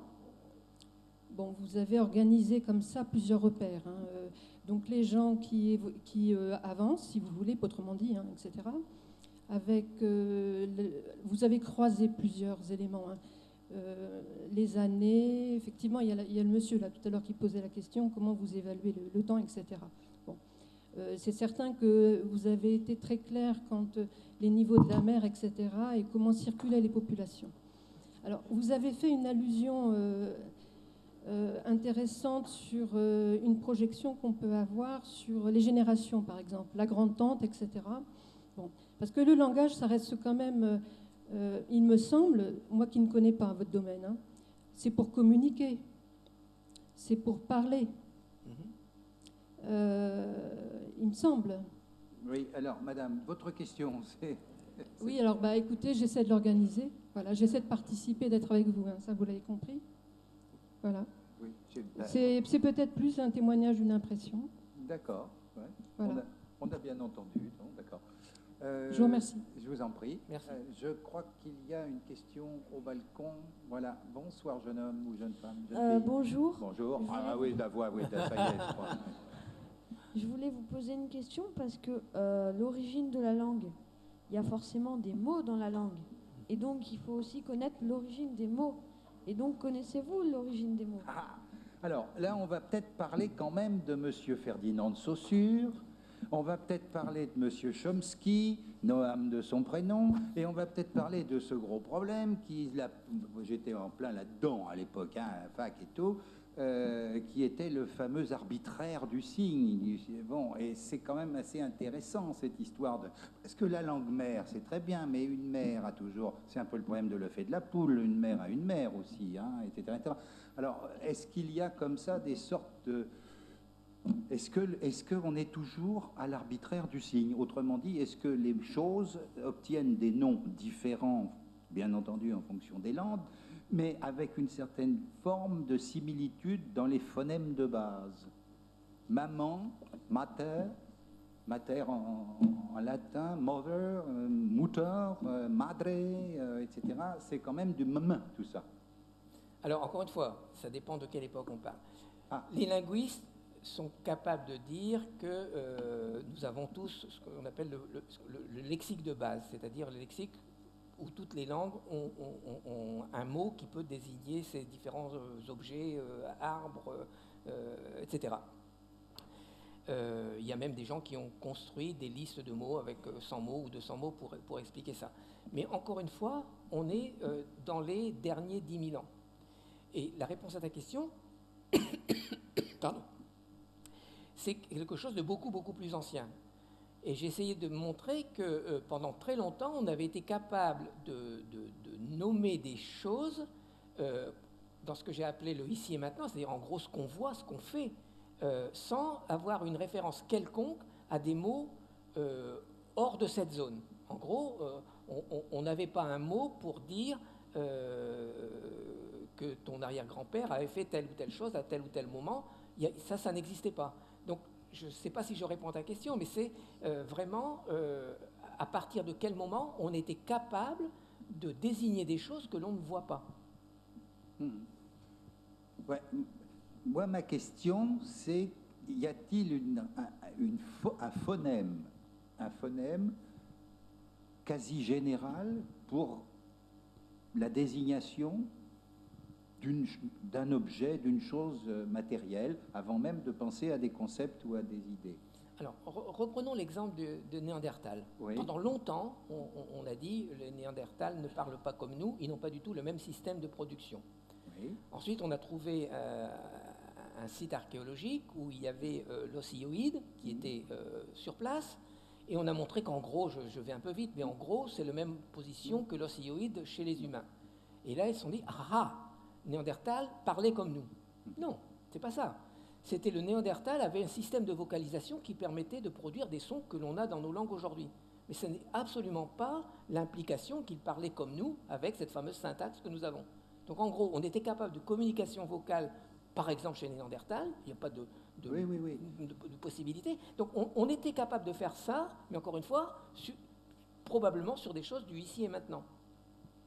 Oui, mais le ici et maintenant en Asie, en Afrique, en Amérique, en Europe, etc., a-t-il fait qu'un certain nombre de mots, un certain nombre de phonèmes ont été quasiment systématiquement adaptés et ont été utilisés un peu partout? Pourquoi est-ce que le renvoie plutôt, enfin pas en basque, avec encore que à macho, mais pourquoi est-ce que le M est très souvent associé à la mère? Pourquoi est-ce que le P de papa, padre, et la réponse est probablement oui. La réponse est probablement donc il y a probablement une sorte de racine phonétique commune. D'où la fameuse langue non, ça c'est autre chose. Non, mais je suis d'accord, mais qui a été une théorie quand même à un moment donné. Non, mais vous pouvez avoir des sons, langue mère, des sons qui représentent certaines choses qui ont pu être gardées dans nos langues d'aujourd'hui, les fameux exemples de Greenberg, etc. Mais évidemment, ça ne couvre pas l'ensemble du lexique. Mais enfin, votre réponse que j'enregistre, c'est plutôt oui sur cette espèce de tendance à avoir des phonèmes semblables. Petite tendance. Très déformé après. On va au rez-de-chaussée, je pense. Oui, bonsoir monsieur ou madame, je ne sais pas. Non. Oui. Bonsoir monsieur Humbert. J'avais une question à laquelle vous avez vous avez apporté quelques éléments de réponse. C'est lorsque vous avez situé l'émergence de langages complexes, donc entre 60 000 ans et 80 000 ans. Donc on passe d'un langage rudimentaire où l'homo sapiens nomme donc les objets qui l'entourent, donc un langage très contextuel, et puis il passe donc à un langage un peu représenté, pour reprendre les mots, en tout cas l'expression de Bernard Victory, l'homo narrans, c'est-à-dire d'un langage très rudimentaire, l'on passe à un langage représenté où il évoque, il raconte ce qui s'est passé par exemple pendant la chasse, etc. Et c'est tout ce processus-là qui a complexifié le langage que nous connaissons aujourd'hui. Voilà, je voudrais que vous l'abordiez un peu, parce que on a assisté un peu à un saut de temps. Et cette période-là est vraiment très intéressante pour comprendre l'origine de notre langage. Voilà. Merci. Merci. Non, je suis complètement d'accord avec les positions de Bernard Victory sur l'utilisation du langage. Le fait que l'on puisse l'utiliser, par exemple pour les traversées maritimes, a tout à fait pu être utilisé pour raconter les histoires de chasse, les mythes, etc. Je suis complètement d'accord avec cette position. D'accord. Bon, vous vous attardez pas plus, vous développez pas plus sur monsieur? Non. Bon. Je suis d'accord avec lui. Oui, monsieur, bonsoir. Un micro pour monsieur dans la salle, s'il vous plaît. Toujours pas. Oui, alors on va. Attendez, monsieur, je reviens vers vous. Je vais aller au balcon parce que là-bas le micro est disponible. Allez-y. Oui, allez-y. Je reviens vers vous, monsieur. Oui, bonsoir. Bonsoir. l'environnement géographique, j'ai cru comprendre que vous situiez ça à une époque relativement récente. Mais actuellement, si j'en crois mes souvenirs, il y a une différence de nombre de voyelles dans les langues parlées dans les zones de montagne. Il y a aussi d'autres cas de figure où, au moins en Turquie, il y a un village dans lequel les gens communiquent entre eux en sifflant. Je crois que cet exemple-là existe aussi quelque part en Corse ou en Espagne. Enfin, il y a au moins un autre exemple. Alors comment est-ce que vous pouvez relier ça? Parce que ces phénomènes d'environnement géographique existaient avant 70 000 ans ou 80 000 ans. Voilà. Alors, question très très intéressante. Merci pour les autres. En fait, non. En fait, un de mes doctorants dans mon labo a fait cette thèse sur les messages tambourinés, les messages sifflés, etc. Et en général, ces messages tambourinés ou sifflés, c'est plutôt dans les zones où des zones de montagne, en gros. Et oui, ça a joué un rôle important. Je ne sais pas comment vous les reliez. Oui, ça a existé. Et dans certains endroits, ça existe encore. Et lui a montré dans sa thèse que ça existe dans beaucoup plus d'endroits que ce qui avait été donné jusqu'à maintenant. Qu'est-ce que ça veut dire sur l'origine du langage? Je ne vois pas très bien comment articuler ces deux morceaux. Que l'on utilise ça, en particulier dans les zones où la montagne joue un rôle important, oui, c'est vrai. Et oui, ça existait plus que l'on ne croyait. Est-ce que ça veut dire quelque chose sur l'origine du langage? J'en suis pas complètement sûr. Et expliquez-moi, parce que je ne vois pas très bien. Allez-y, monsieur. Expliquez au professeur, ça fait du bien. Alors, ce que je voulais dire, c'est que tout à l'heure, vous avez parlé, enfin au début de votre présentation, vous avez parlé de 3 voyelles. Oui. Alors que quand on est dans des zones plus riches en nombre de voyelles, il y en a 6, 8 ou peut-être même davantage. Donc, fatalement, le nombre de voyelles induit une plus grande richesse du vocabulaire. Pas forcément. Pas forcément. Non, mais pas forcément. Pas forcément. Vous avez des langues dites de chasseurs-cueilleurs où il y a beaucoup de voyelles et des langues où il y a très peu de voyelles et un riche vocabulaire. Les deux ne sont pas reliés. Et quand je parlais tout à l'heure du i-a-ou, c'est simplement parce que dans la présentation acoustique des voyelles, ce sont les 3 voyelles qui sont les plus hautes et les plus basses du triangle vocalique. Et évidemment, lorsqu'on a I, OU et A, on a toutes les autres possibilités qui existent aussi. C'est pour ça que j'ai parlé de ces 3 voyelles-là. Bon, à propos du richesse du vocabulaire, j'espère qu'il n'y a pas de polonais dans la salle ou d'origine pologne, parce que quand on cherche les voyelles, là, c'est pas... Alors, je voudrais, je crois, retourner, oui, Ah ben non, monsieur, je vous avais promis, pardon, en bas, voilà, le micro pour monsieur, là, voilà. Oui, le micro pour monsieur, là, oui, voilà. Merci. Voilà, oui, on va y arriver. Hein. Bon. Oui, je vais revenir peut-être à une personne que vous évoquiez, Chomsky, avec sa grammaire générative, et puis plutôt que de rester au phonème, aller plutôt à la structure du langage, la grammaire, la syntaxe. Est-ce qu'on peut considérer actuellement que toutes les langues ont à peu près la même structure, hein, bon, sujet, verbe, complément, ainsi de suite. Et est-ce que ça renvoie aux 70 000 ans, il y a 70 000 ans, est-ce que la structure, on peut supposer, ou est-ce qu'on peut avoir des éléments pour penser que ces structures, si on peut considérer que la structure actuelle est la même pour toutes les langues, à cette époque-là, est-ce que la structure était à peu près la même que maintenant, ou alors autre chose, je ne sais pas quoi? Je vous dis qu'on va parler de Foucault à un moment ou à un autre, et du structuralisme. Allez-y. Question très intéressante. Oui, bien sûr, aussi. D'ailleurs, elles l'ont toutes été, hein, je trouve. Moi. Oui, alors, je n'ai pas voulu parler de Chomsky parce que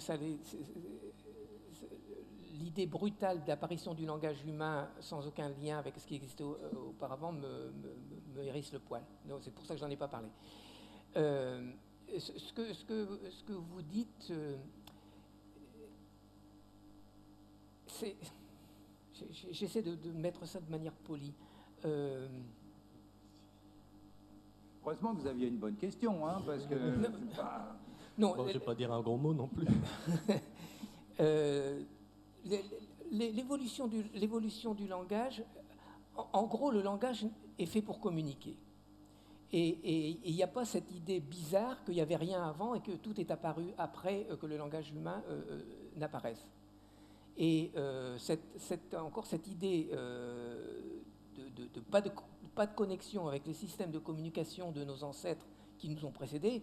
Imaginez, je ne sais pas moi, les singes vervettes ou n'importe quel cri d'alarme qui permet de distinguer entre 3 ou 4 prédateurs, etc. Tout ça existe. On est passé de ce système-là à un système où il y a eu la manière de parler, ce que j'ai appelé plusieurs fois ici, le ici et maintenant, jusqu'à cette complexité syntaxique. Il y a eu des passages importants, mais encore une fois, je pense que le passage du ici et maintenant, il a duré très très longtemps. Encore une fois, je suis prêt à dire que les Néandertals pouvaient avoir ce système de son. Donc ça a existé pendant très très longtemps, et la vraie apparition, pour revenir à votre question, de la syntaxe, c'est quelque chose de très récent, encore une fois, 60 000 ans. Et je crois que ça met les choses au bon endroit. La communication est très ancienne, le langage humain est très récent. Cela dit, ça n'explique pas, bon, que ce soit très récent, c'est, oui, d'accord, j'entends bien et je comprends ce que vous dites, mais on peut aussi se demander pourquoi, pourquoi l'ordre, puisque vous évoquiez sujet, verbe, complément, pourquoi l'ordre de ces, si on a fait de la grammaire structurale, on appelle ça les groupes. Bon, pourquoi est-ce que ce ne sont pas les mêmes partout, surtout en Europe, quoi? Mais encore une fois, c'est une question de temps, c'est de savoir jusqu'où vous voulez aller. Évidemment, maintenant, il y a des critères typologiques qui sont très différents dans les différentes langues. Ça c'était jusqu'à il y a 10 000 ans. Qu'est-ce qu'on sait, ce qui s'est passé avant? On n'en sait pas grand-chose. D'accord.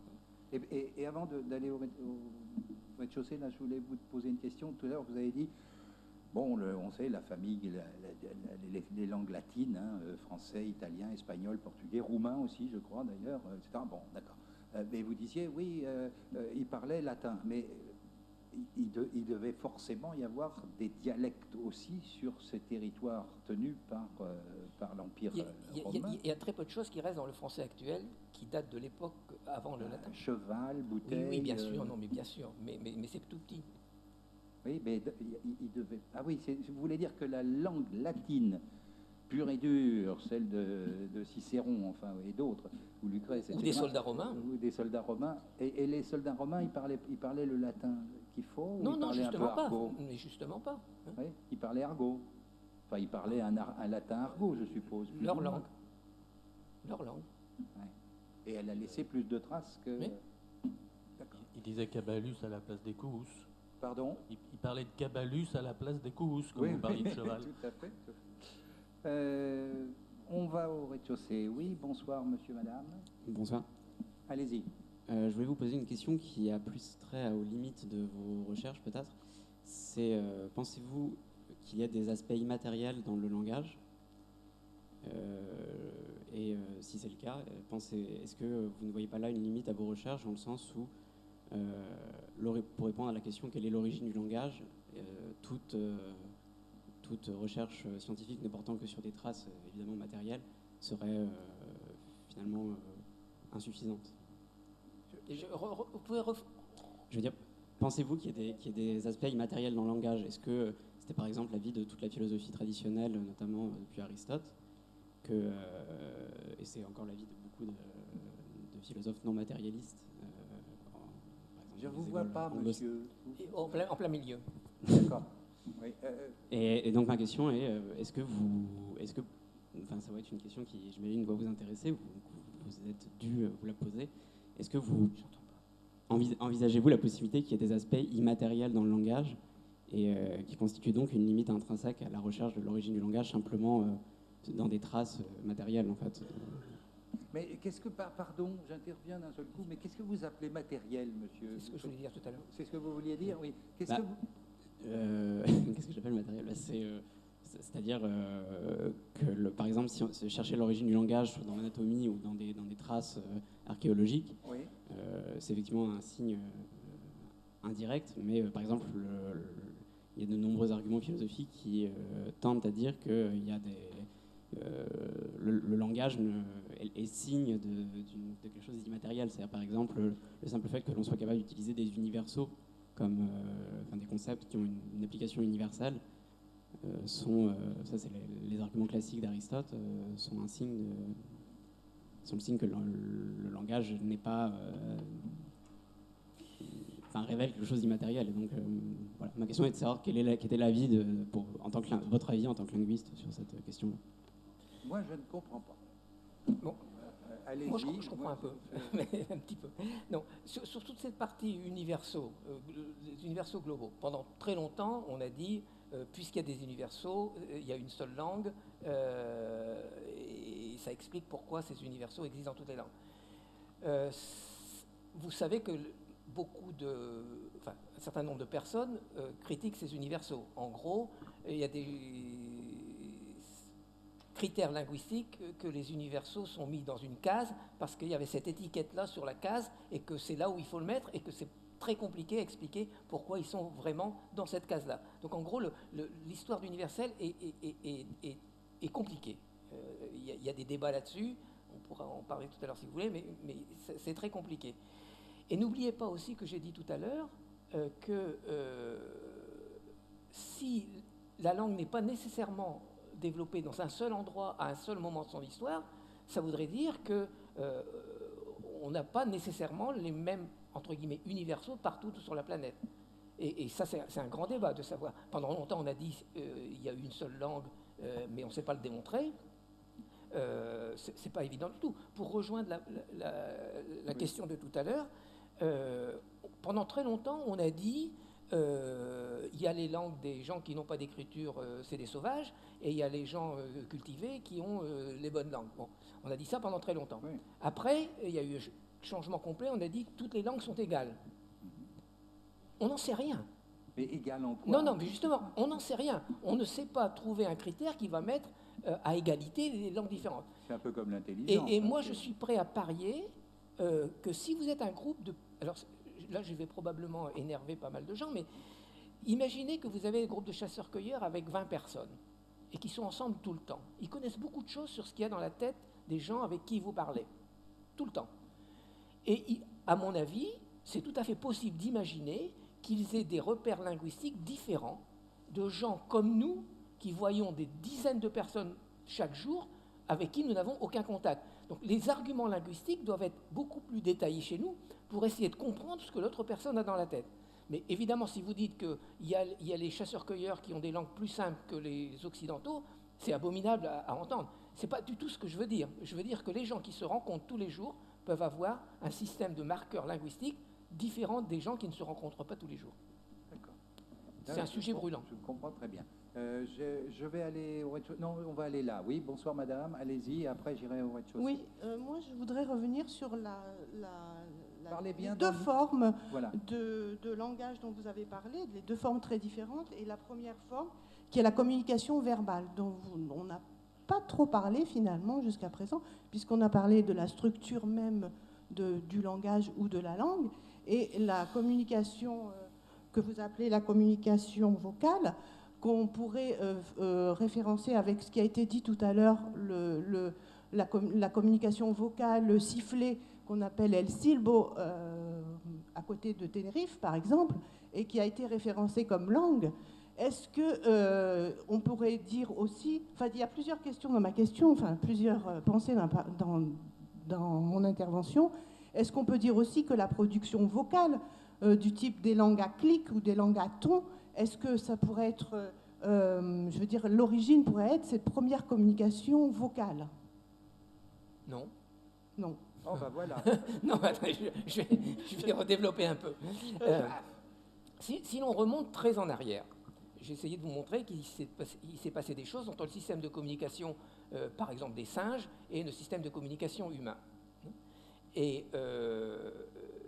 le passage, en gros, du gestuel au langage humain avec la voix s'est passé à un moment donné. Pourquoi ça s'est passé ? Probablement que si on utilise le geste, il y a des choses qu'on ne peut pas faire. On ne peut pas parler avec le geste s'il fait noir autour de nous.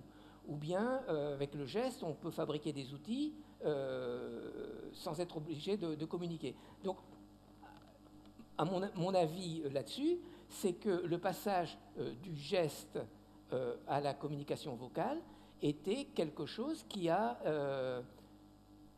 nous a beaucoup profité. En gros, on est passé du gestuel au langage avec la voix et l'oreille de manière importante chez l'humain. Et en gros, le passage, par exemple, je vais prendre un autre exemple qui illustre mieux. Je me suis un peu embrouillé dans ma présentation. Si vous regardez chez les chimpanzés le système de communication vocale, si vous regardez sur le cerveau des chimpanzés, c'est à une zone qui n'a rien à voir avec le système de communication vocale chez les humains. En gros, ils utilisent ce système-là, en gros, pour exprimer leur manière de voir les choses, mais sans avoir ce côté communication que l'on a dans le langage humain. En clair, la neuroimagerie chez les chimpanzés n'a rien à voir avec la neuroimagerie chez l'humain, pour les communications vocales. Bien. Rez-de-chaussée. Oui, bonsoir madame ou mademoiselle ou monsieur, je ne vois pas. Voilà. Bonsoir. Oui. Voilà, les anthropologues battent en ce moment en brèche l'idée selon laquelle l'Homo sapiens viendrait d'Afrique, et uniquement d'Afrique, pour ensuite s'aimer. Mais en fait, on a donc la découverte de l'homme de Java, de l'homme de Pékin, de l'homme de Tolins, je crois aussi. De Flores aussi. De Flores, voilà. Fait penser maintenant qu'il y a en fait émergence de l'Homo sapiens en plusieurs endroits différents du globe. Dans ce même état d'esprit, est-ce que l'on ne peut pas penser également qu'il y a eu émergence du langage en plusieurs endroits du globe, peut-être même plus encore, tout simplement parce que la faculté du groupe humain est justement de pouvoir créer une langue. À partir de là, on pourrait effectivement se poser des questions sur les différentes filières qui pourraient exister dans les différents langages actuels. On pourrait même s'étonner qu'il n'y en ait pas plus que cela. Je pense par exemple au basque, dont on ne sait absolument pas d'où il vient, etc. Moi, je vais dire, ça c'est une question aussi intéressante. Hein, très intéressante. Je suis d'accord avec votre deuxième partie de la question et pas d'accord avec la première partie. J'ai essayé de dire plusieurs fois que ma conviction forte est qu'il y a eu plusieurs innovations du langage. Prenez par exemple sur des choses beaucoup plus récentes, l'innovation de l'agriculture s'est passée dans 8 ou 9 endroits différents. On avait les capacités cognitives de créer l'agriculture, mais tout le monde ne l'a pas fait, il y a encore des chasseurs-cueilleurs. Donc encore une fois, la deuxième partie, avec ces différentes possibilités de création de la langue, j'en suis convaincu. Sur la première partie, c'est très différent. Vous savez certainement qu'il y a eu beaucoup de débats sur le fait que des espèces se sont répandues, en particulier en Chine, et les Chinois, en gros, ils vous donnent un permis de recherche si vous dites que vous cherchez des gens qui sont là depuis très longtemps et qui ne sont pas des Homo sapiens qui viennent d'Afrique. Je sais que j'exagère un petit peu, mais c'est un peu ça. Hein. Donc cette histoire de multirégionalité a été poussée par certaines personnes. Ma conviction n'est pas du tout celle-là, c'est que l'hypothèse venant d'Afrique, regardez par exemple les travaux des généticiens, on montre vraiment qu'une partie des génomes qui se trouvent hors d'Afrique vient de l'Afrique. On classe carrément les deux catégories. Mmh. J'ai l'impression qu'il n'est pas d'accord avec moi. Non, mais vous dites que ça a été très poussé. Je trouve que la théorie de Out of Africa aussi a été très poussée. Monsieur Coppens, il a mis avec Lucie, il a mis la pression aussi là. Hein. Excusez-moi. Oui. Oui, en fait, non. Que ça vienne d'Afrique, oui. Disons l'Homo erectus. L'Homo erectus. Non, mais je parle de l'Homo sapiens. Mais que l'émergence qu'ensuite, enfin ça, je ne sais pas. Ça, c'est maintenant bon. Je ne suis pas anthropologue, donc. L'idée, c'est qu'effectivement, le foyer est africain. Mais qu'ensuite, l'émergence... Attention, moi je parle de l'Homo sapiens, je ne parle pas des espèces, des espèces antérieures. Oui. Je parle de l'Homo sapiens. Moi aussi. Bon. Bien. Oui, monsieur, bonsoir, allez-y. Oui, bonsoir. Vous laissiez entendre tout à l'heure que certainement l'homme de Néandertal avait un langage, mais un petit peu simplifié par rapport à l'Homo sapiens. Est-ce que ça laisserait la porte ouverte à certaines théories qui pourraient dire, moi j'ai dû en entendre quelques-unes, que le langage de l'Homo sapiens aurait créé un avantage évolutif vis-à-vis de l'homme de Néandertal, et qui serait peut-être une des causes de la disparition de Néandertal? C'est une question. Je n'ai pas de réponse. Non, mais j'ai pas de réponse parce qu'on a cherché dans des tas d'endroits différents pourquoi le Néandertal a disparu. Je pense d'abord qu'il y avait peu de Néandertal.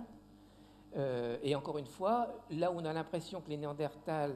il y a beaucoup de gens qui disent que les Néandertals ont aussi donné des éléments aux Homo sapiens, etc. Bon.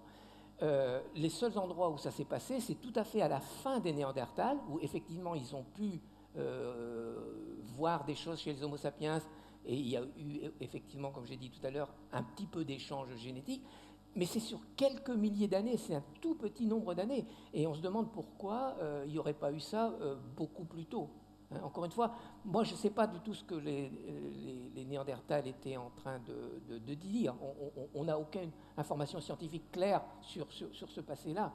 Mais encore une fois, ça ne me gêne pas qu'ils puissent communiquer, mais je ne pense pas du tout qu'il y ait la communication telle qu'on l'a chez nous. De la communication, pardon? Telle qu'on l'a chez nous. Ah oui, chez les Néandertals. Non, chez nous, chez les Homo sapiens. Oui. C'est moi le Néandertal. Oui, attendez, là-haut, je crois. Voilà, c'est ça. Oui, bonsoir. Oui, allez-y. Oui, rebonsoir. Je voulais savoir s'il y avait un rapport entre certaines attitudes qu'on retrouve fréquemment dans des groupes humains sur toute la planète et certains termes du langage. En particulier, quand quelqu'un se brûle, il sort généralement de sa bouche un phonème. Est-ce qu'on le retrouve dans d'autres langues, premièrement? Et puis... Un phonème ou un gros mot, oui. Oui. Et puis, y a-t-il des attitudes, par exemple l'étonnement? Est-ce qu'on retrouve... Enfin, l'étonnement, on arrive à le lire, quelle que soit l'origine du pays d'où vient la personne. C'est quelque chose qu'on remarque assez fréquemment.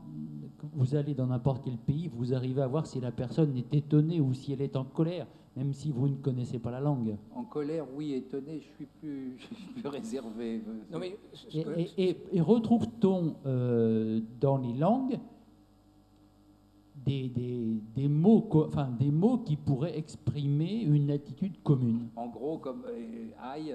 Voilà. Donc c'est exactement ce que je répondais tout à l'heure à cette question-là. Ce genre de choses peut se retrouver sur un petit nombre de mots, par exemple le fait d'avoir mal, dans différentes langues. Et cette catégorie de mots est toute petite. Mais ça rejoint ce que je disais tout à l'heure, on peut le retrouver. Donc ça va dans votre sens. Mais encore une fois, toutes les langues ne sont pas construites à partir de ce nombre de phonèmes. Oui, d'autres questions, je vous en prie. Oui. Bonsoir, merci de votre exposé. Pour avoir été faire des consultations médicales en Afrique, il m'a fallu parfois avoir 2 ou 3 traducteurs pour savoir ce que voulait me dire le patient. Traditore, disait un certain Napoléon, et je ne savais pas à la fin du nombre d'interprètes ce que voulait exactement me dire le patient. C'est comme à l'ONU, ça. Hein? Et ça se retrouve un peu partout, sachant que l'on réfléchit dans la langue que l'on emploie, ce qui se voit très bien entre le français et l'anglais. Est-ce qu'une simplification des langues, et là c'est de la philosophie, serait une aberration ou une horreur pour l'humanité? D'accord.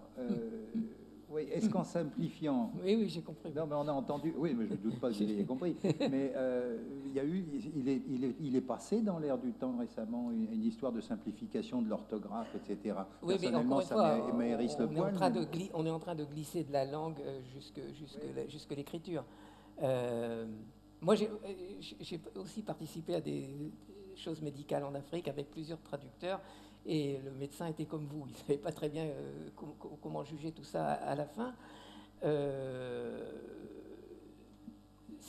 Si je reprends l'exemple de tout à l'heure, où clairement il va y avoir beaucoup moins de langues dans les décennies à venir, et ben on aura forcément, à un moment donné ou à un autre, la manière de voir les choses de cette langue. Les Français et les Anglais ne vont pas être aussi différents dans 30 ans qu'ils le sont aujourd'hui. C'est tout ce que j'ai à dire là-dessus. Et on peut trouver ça triste ou gai. Je pense que c'est plutôt un peu triste, mais c'est ce qui va se passer.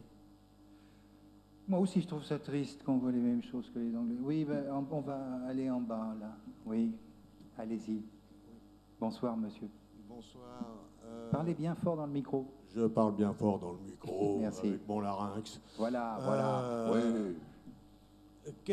Comment vous pouvez expliquer, ça renvoie un petit peu à ce que vous venez de dire, là, comment vous pouvez expliquer, on dit qu'il y a à peu près 7000 langues, sans compter les dialectes, sinon l'origine, du moins l'émergence de 7000 façons de s'exprimer différentes, ce qui voudrait dire qu'il y a 7000 façons de voir les choses différemment.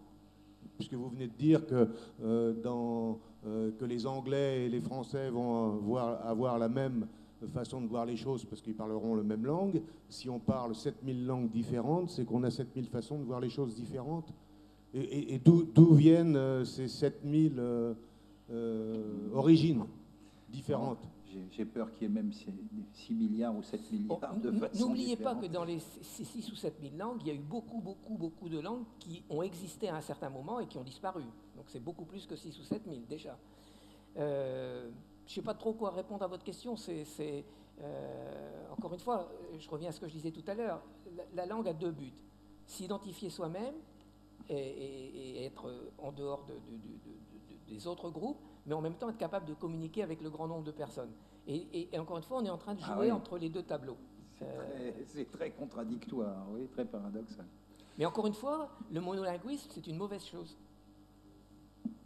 Oui, encore une question, allons-y, il reste très peu de temps. Oui, bonsoir. Bonsoir. Vous avez rattaché le futur des langues à des densités de population. Avez-vous d'autres points de vue ou que dit-on autour de vous, dans votre communauté scientifique, sur ce futur, mais qui soit influencé par le développement des technologies de l'information et de la communication? Par le développement, excusez-moi, j'ai pas entendu. Par le développement des technologies de l'information et des communications. Ah.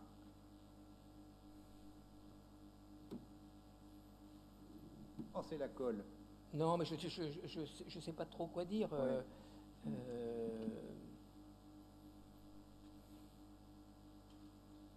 C'est compliqué avec le développement des nouvelles technologies.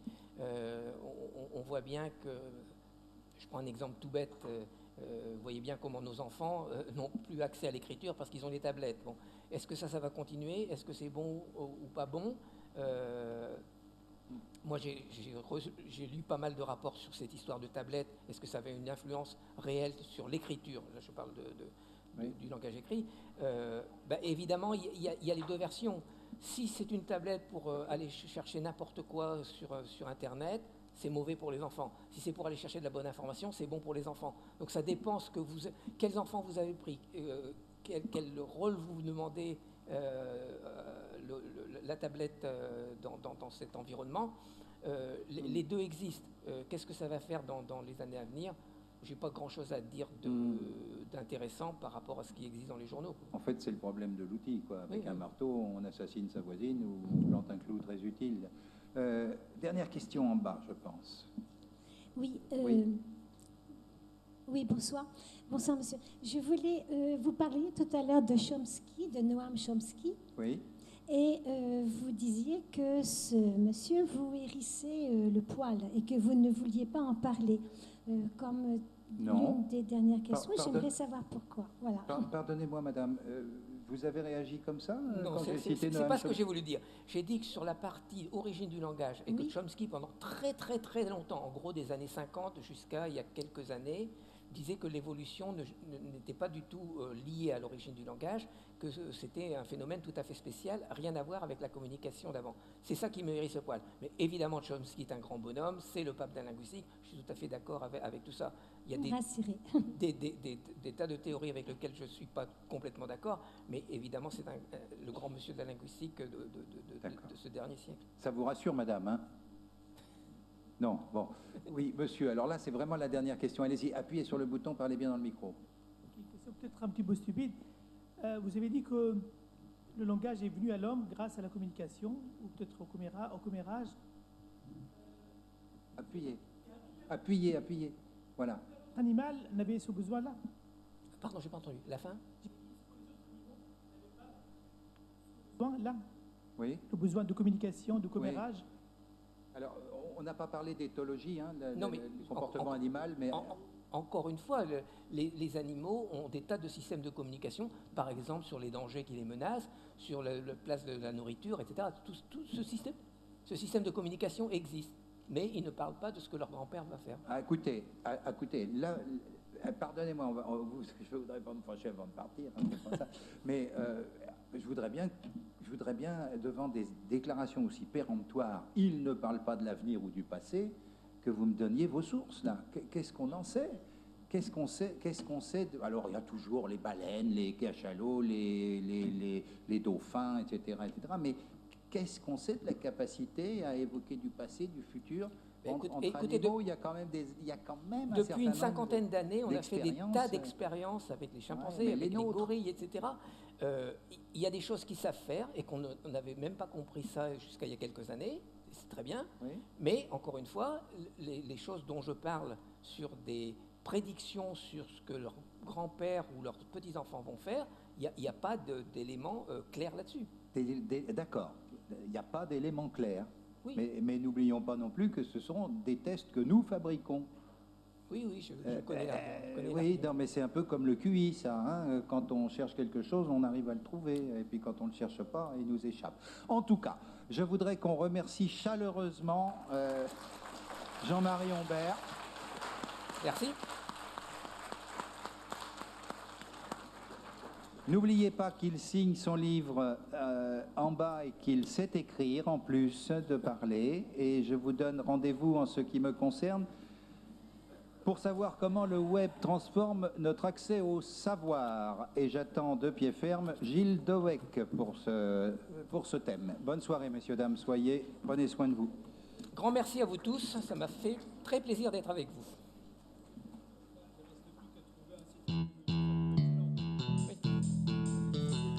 Voilà, exactement.